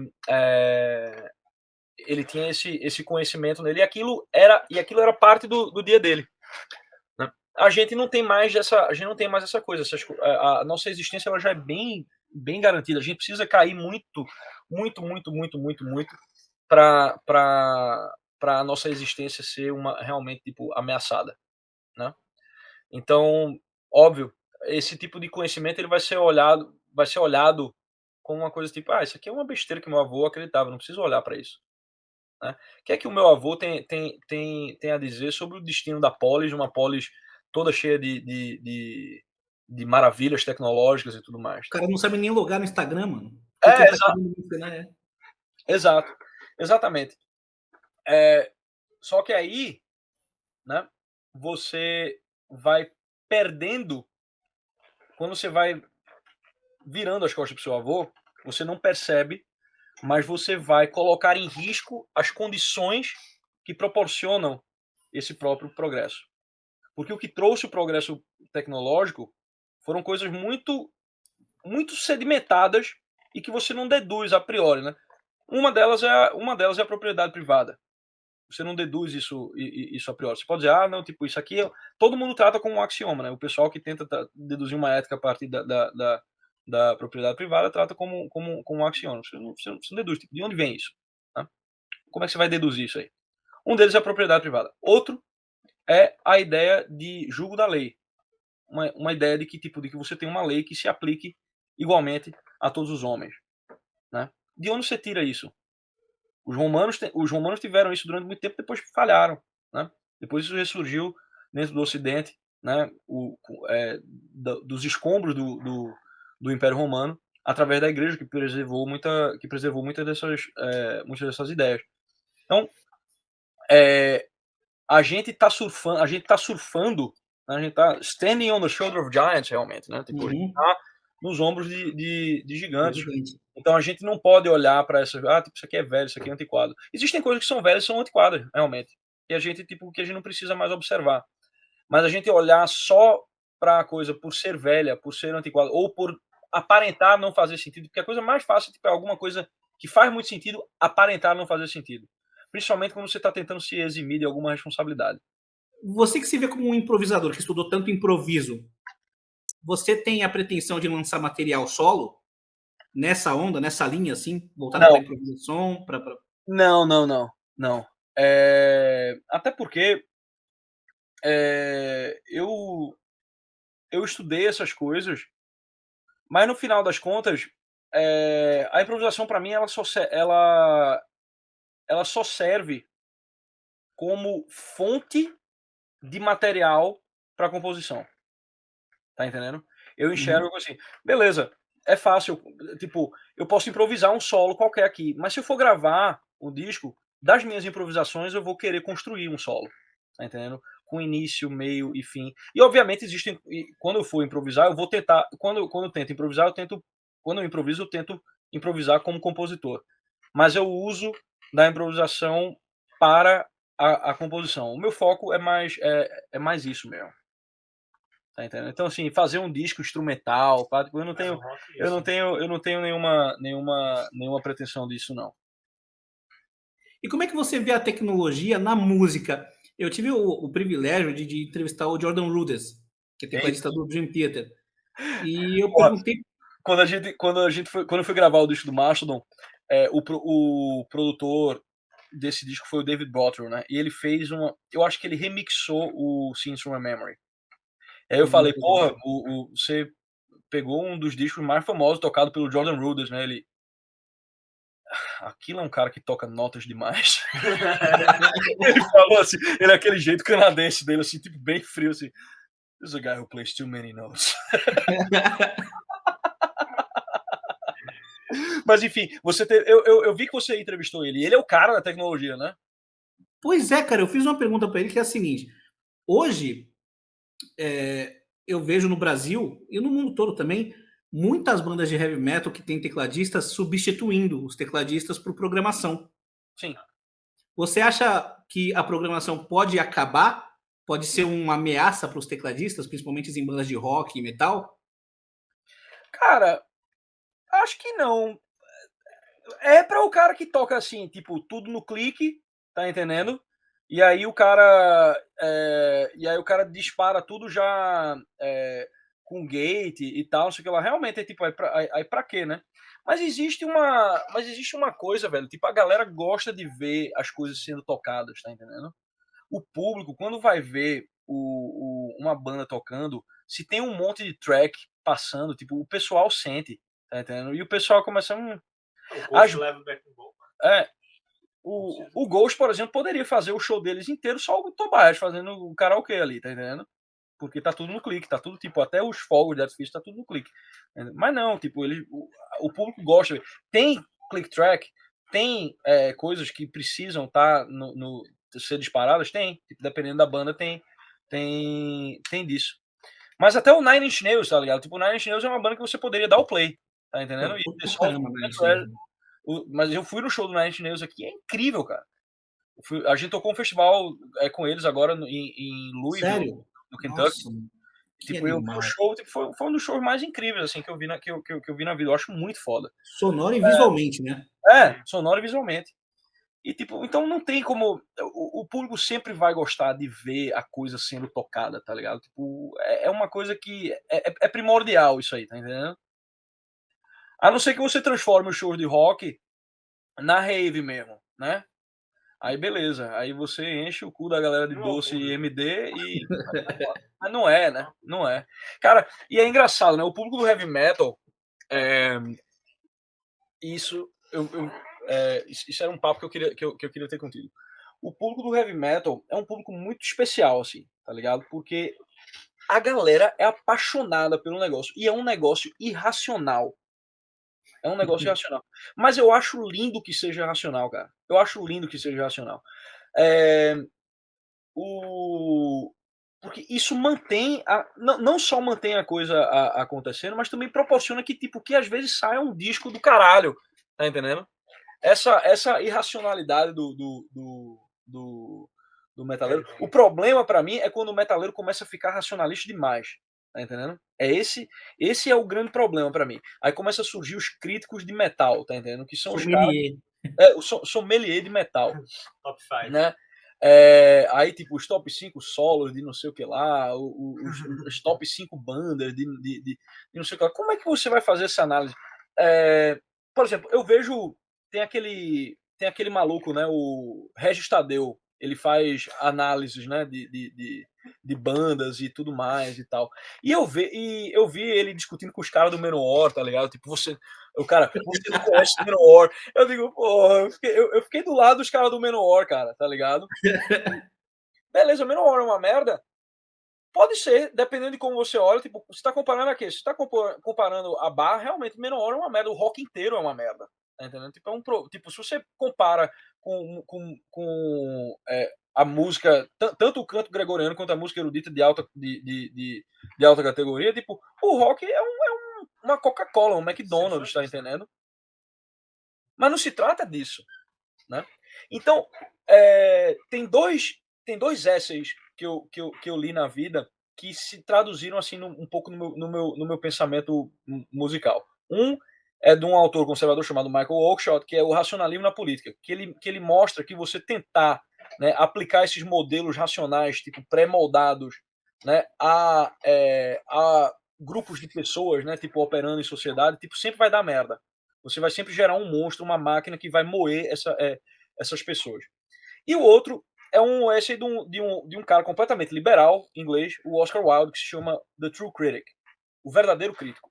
Porque assim, eu não sou contra a crítica. Eu vi uma entrevista de um cara, no podcast do Rafael Bittencourt lá, falando, tipo, pô, eu odeio, porque crítico é tudo músico frustrado e não sei o que lá. Tipo, esse cara também não entendeu o que é a crítica, tá entendendo?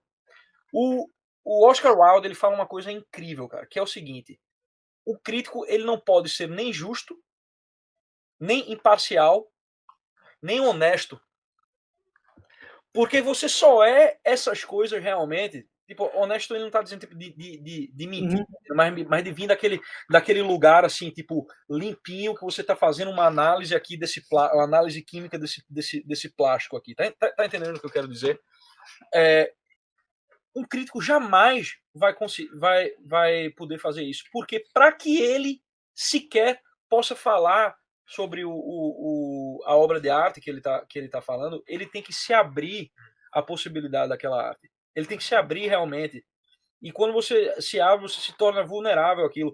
E quando você se torna vulnerável àquilo, existe um elemento de amor que se acopla àquilo. E você não é justo, nem imparcial, nem completamente honesto com aquilo que você ama. Tá entendendo? Então, a crítica musical, ela não pode ser encarada como uma análise racional tipo completamente isenta de paixões daquilo que você está analisando. Não, ali você já deixou tipo, já não existe mais arte para você. Você já se tornou tipo um médico que está vendo um exame de fezes ali no laboratório. Tá entendendo? Tipo, é imprescindível que você tipo seja impregnado aquilo, que você se abra. As obras de crítica, elas são obras de arte em si. Quando você pega um crítico literário, por exemplo, tipo Samuel Johnson, falando de Shakespeare aqui, né? Você vai ler o cara, tipo, ele vai explicar Shakespeare para você, tipo, depois que você lê o Samuel Johnson, isso significa que você vai ler uma peça de Shakespeare e você vai gostar de Shakespeare? Não. Ninguém pode explicar para você porque uma coisa é boa, porque um trabalho de arte é belo, tá entendendo? Você precisa ter a experiência com essas coisas, você precisa ter a experiência estética com essas coisas. E isso requer uma certa vulnerabilidade, isso requer uma certa abertura. Tá entendendo? Então, quando eu vejo esses críticos assim, tipo, não, tipo, o fã de metal é muito passional, não sei o que lá, porra, que legal. Eu faço piada de metal o tempo inteiro, tá ligado? E os metaleiros vêm, tipo, comigo, tipo, como assim você falou de Angra? Não sei, tipo, eles não sabem que eu tenho o Rebirth, eles não sabem que o meu primeiro show foi o show do Xamã, tá ligado? Eu tô lá tirando uma onda porque tem os metaleiros que se levam muito a sério, né? Tipo, e acham que vão restaurar a alta cultura no mundo, entendeu? Escutando Dream Theater, porra. Tipo, isso não vai acontecer, meu filho, tá entendendo? Não é assim que a banda toca, porque isso que a gente escuta, isso que a gente ama, isso que a gente curte, tipo, não tá num patamar tão elevado assim do espírito humano, não, tá entendendo? Porque se a gente for colocar, tipo, Jordan Rudess, por exemplo, é um cara que toca, sei lá, 300 anos luz acima de mim, tá entendendo? Mas se eu for pegar e comparar e colocar Jordan Rudess no mesmo nível de um Andras Schiff, por exemplo, tá entendendo? Tipo, um dos maiores intérpretes de bar de todos os tempos, tipo, eu vou estar sendo, tipo, o que é que eu vou fazer quando eu for escutar Andras Schiff? Eu vou escutar do mesmo jeito que eu escuto o Dream Theater? Não, eu vou estar, tipo, padronizando as minhas emoções, eu vou estar me desumanizando, eu vou estar me tornando, tipo, um ser humano mais estéril, tá entendendo? Isso acontece tanto para o metaleiro que se leva muito a sério, quanto para o crítico racional, imparcial das bandas, tá ligado? Então, porra, velho, quer coisa mais do caralho, tu tá no churrasco ali, aí tu bota um Hail and Kill do Manowar, tá tomando uma cerveja ali, porra, caralho. Tipo, as letras bobas do Manowar. Porra, meu irmão, A quantidade de banda de prog que fica fazendo essas letrinhas com In My Mind. Não tem, olha, o solipsismo já é uma merda na filosofia, tá ligado? Tipo, no metal progressivo ele é pior ainda, né? Tipo, In My Mind, né? In My Mind, In My Mind, tá ligado? Meu filho, Mas não sou é interessado na sua mente assim tanto, não. Né? Tipo, foda-se a sua mente, tá ligado? O Manowar pelo menos rima, tá ligado? Brothers, I am calling from the valley. Tá ligado? Porra, é bonito demais. Cara, eu fui no Monsters of Rock, acho que foi em 2015. E eu pude assistir o Manowar, bicho. Foi emocionante? Foi, eu saí de lá chorando de tristeza, bicho. Porque... Não, mas por exemplo, Iron Maiden, certo? É uma banda que eu não escuto há muito. Eu não pego os discos do Iron Maiden e fico escutando o Iron Maiden. Tá entendendo? Mas eu já tive todos os discos do Iron Maiden. Eu tenho todos os discos do Iron Maiden na minha casa até hoje. Se eu chego em Recife, tá lá a carinha do Ed completa até o Brave New World. Sim, sim. E eu tive a oportunidade esse ano de tocar uns 5, 6 shows com o Iron Maiden, inclusive o show do México, do Maiden, que a gente abriu realmente, né? Não foi só um festival, que né? A gente tocou um festival na Dinamarca com o Iron Maiden, a gente tocou o festival na Noruega com o Iron Maiden. Você até postou foto tietando o Steve Harris. Vietei, porra. Não, e essa foi a terceira vez que eu vi o Steve Harris. Tipo, as 2 primeiras vezes eu vi o Steve Harris, eu tipo... Eu não vou pedir pra tirar uma foto com ele, não. Eu não sei o que eu faço se eu chegar junto do Steve Harris, cara. Eu não sei o que eu faço, tá ligado? Eu vou me embananar todo, eu vou gaguejar, tá entendendo? Tipo, tinha um monte de gente lá, os caras do Deftones estavam lá, tava nem aí, tipo, gente boa, tá ligado? Tipo, o André Asquith estava lá, que é um cara que eu admiro pra caralho, tá ligado? Tipo, tranquilo, falei com ele de boa, tá entendendo? Mas chegou o Steve Harris, eu digo, pô, aí eu fui ver o show do Maiden no Grass Pop, né? Foi o primeiro que a gente tocou com eles. E aí, meu irmão, quando começou. Aí teve aquelas 3 primeiras músicas, assim, que é do disco novo. Eu conhecia as músicas porque já tinha ouvido. O pessoal já tinha falado, tanto que eu já tinha ouvido as músicas. Tipo, mas chegou um momento lá, meu amigo, que eles puxaram Flight of Icarus, que ele chegou com Flamethrower, assim, tipo, que é coisa mais boba, mais ridícula que isso. Não existe coisa mais ridícula que um velho de 66 anos na cara, tá ligado? Tipo, sei lá, 60, não sei quantos anos ele tem, tá entendendo? Chegando. Meu amigo, eu tava arrepiado. Tipo, as the sun breaks. Vai, porra! O Brent tava comigo na época, tipo, o Brent começou tipo, a cair lágrima do olho dele, tá ligado? Tipo, na Dinamarca, a mesma coisa, chegou, tipo, terminou o show do Maiden, eu fui direto pro show do Merciful Fate, né? Que foi logo depois. Quando o King Diamond entrou ali, tipo, você consegue fazer um caso racional para a voz do King Diamond? Você não consegue, tá? Tipo, não tem por que o cara gostar de. Tipo, não existe razão para o cara gostar de King Diamond. Tá entendendo? Tipo, não existe. Mas o cara chegou lá, velho. O cara mandou a Dangerous Meeting. Tonight the circles meeting again. Some people. Eu digo, filha da puta, eu amo esse homem, cara. Faça filhos comigo, tá entendendo? E porra, meu irmão. Aí eu tava, inclusive, o nível chegou no nível tão grande que eu tava na Suécia, a gente tinha tocado em Gotemburgo e eu fui num bar de metal lá, que era um bar true, assim, tá? Tipo, um bar meio dive, assim, meio fuleiro. E aí tava tocando King Diamond lá e o maluco tava cantando, zoando no King Diamond. O dono do bar, pô, ele tava assim, tipo, eu vou tirar esse cara daqui. Eu digo, mas ele tá falando merda do King, tá ligado? Ele tá falando merda do rei, tá ligado? É o rei da música. Não existe racionalidade nisso, pô. E é do caralho que não existe a racionalidade nisso. A maior parte das coisas que você ama, tá entendendo? Você não terá, tá entendendo? Minha mãe me ama, tá ligado? Tipo, por quê? Essa porcaria aqui, esse lixo de pessoa, tá entendendo? Maravilhoso exemplo. Raça, é o seguinte, para finalizar, o que o pessoal pode esperar vindo de ti do futuro? Seja pela Brasil Paralelo, seja com a Mastodon, seja com o Sean Lennon, seja com a Dogundor, enfim. Dogundor. Dogundor. Cara, Com a BP vai vir a terceira temporada do Rasta News aí. Vai vir um outro programa que chama Brasil Raiz, que eu saí viajando pelo Brasil, mostrando as paradas. Fui até Manaus, Legal, mano. mostrando meio que a história do Brasil, comendo umas comidas da hora, conversando com a galera, tipo, Rastoni Burden. De parte do Mastodon, só ano que vem, realmente, que a gente vai ter shows. Tipo, esse ano a gente já encerrou. E do parte do Dogodur, pô, a gente vai ter mais um disco aí pra sair quando Assim der, né? Quando der, né? Porque a gente é preguiçoso, viu, bicho? A gente não gosta de... A gente... Sai na medida do possível.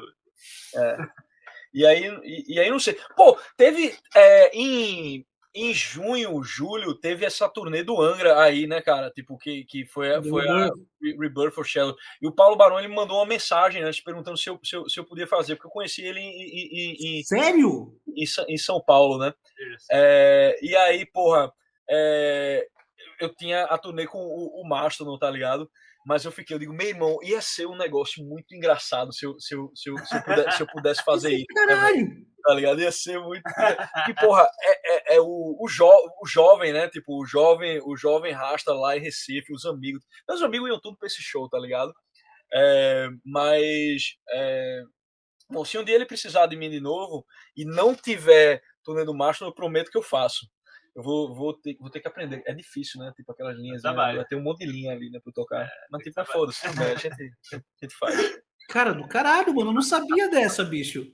Ia ser animal, Rasta.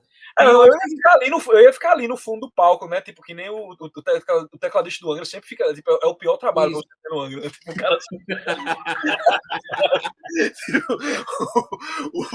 O Fábio Laguna foi ter o lugar merecido dele agora, né?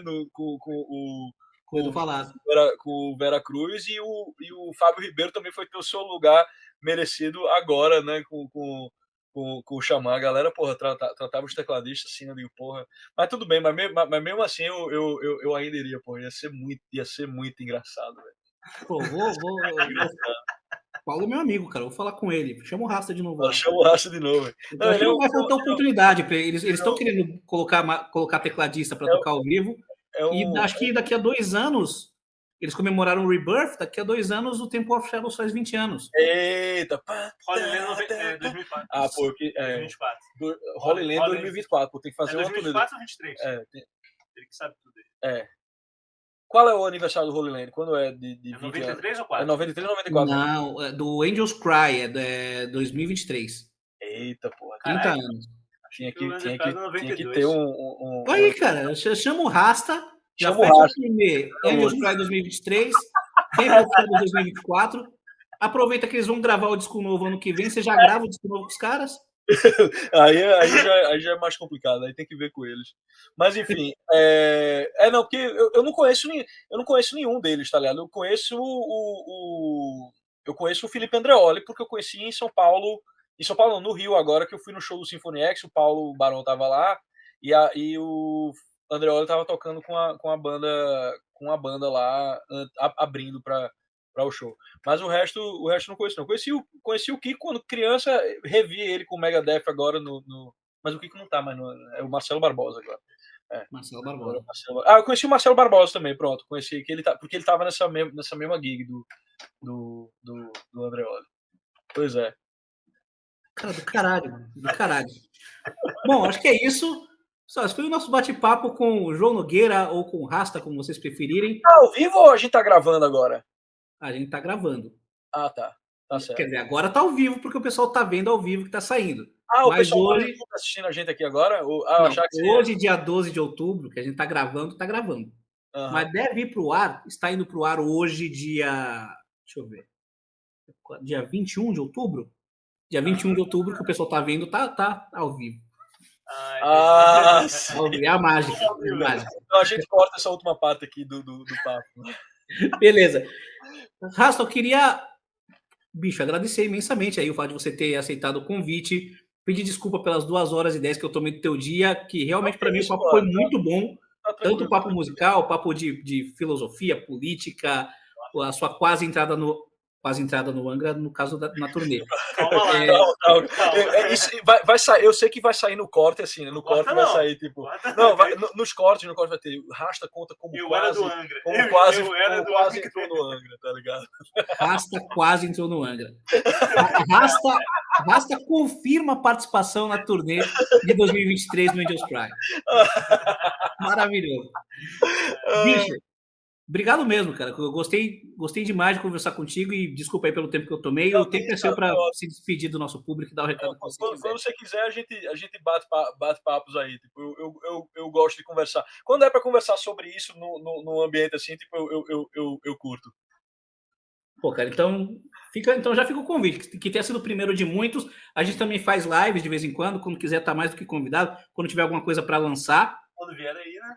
E se você vier aí nos Estados Unidos alguma hora que eu estiver tocando, eu espero que a gente possa ir em 2023 com o Mushroom pro Brasil. Tipo, eu espero que isso role. Putz, animal, hein? Seria muito legal, tipo, que, velho, eu nunca toquei no Brasil com Hã? Você abriu para no meio, pô. Não, eu abri com. Isso aí é uma história para outro dia. Eu toquei numa banda de metal melódico, o Terra Prima. Gravei Tocou Terra Prima? Eita! Você nunca viu a minha cara ali em Life Begins, não? Tipo aquele. Bicho, cara, eu vi, mas eu não vou lembrar de ti, mas eu conheço Terra Prima, eu gosto de Terra Prima. Eu gravei o disco do Terra Prima em 2009, o In Life Begins, o primeiro disco que saiu deles. Aquele da capa vermelha? Lá no Mr. Som, com Eros Trent, sou eu lá. Aí eu fiz o show do abertura. Pronto, esse foi o único show de metal. Bom, eu fiz o abrir pro Rock com o Kyoshiro também, mas tipo, eu nunca fiz um show de metal com mesmo assim, valendo legit no Brasil. Sim. Seria do caralho. Pô, vir pra cá começa, não seria animal, cara. Seria animal mesmo. Eu ia assistir com certeza. Então, muito obrigado. O convite está, a porta está aberta quando você quiser divulgar qualquer que seja dos seus trampos aí, teu próximo disco de black metal, de thrash metal, os seus próximos projetos. A porta está aberta aqui. Espero que vocês tenham curtido. Se vocês curtiram, deixem um like, se inscrevam no canal, ativem as notificações. Nos sigam nas redes sociais. Quem quiser e puder, contribua com o nosso trampo via Pix. E aguarde as próximas entrevistas, que vem muita coisa bacana por aí, beleza? Valeu, meu irmão. Que coisa.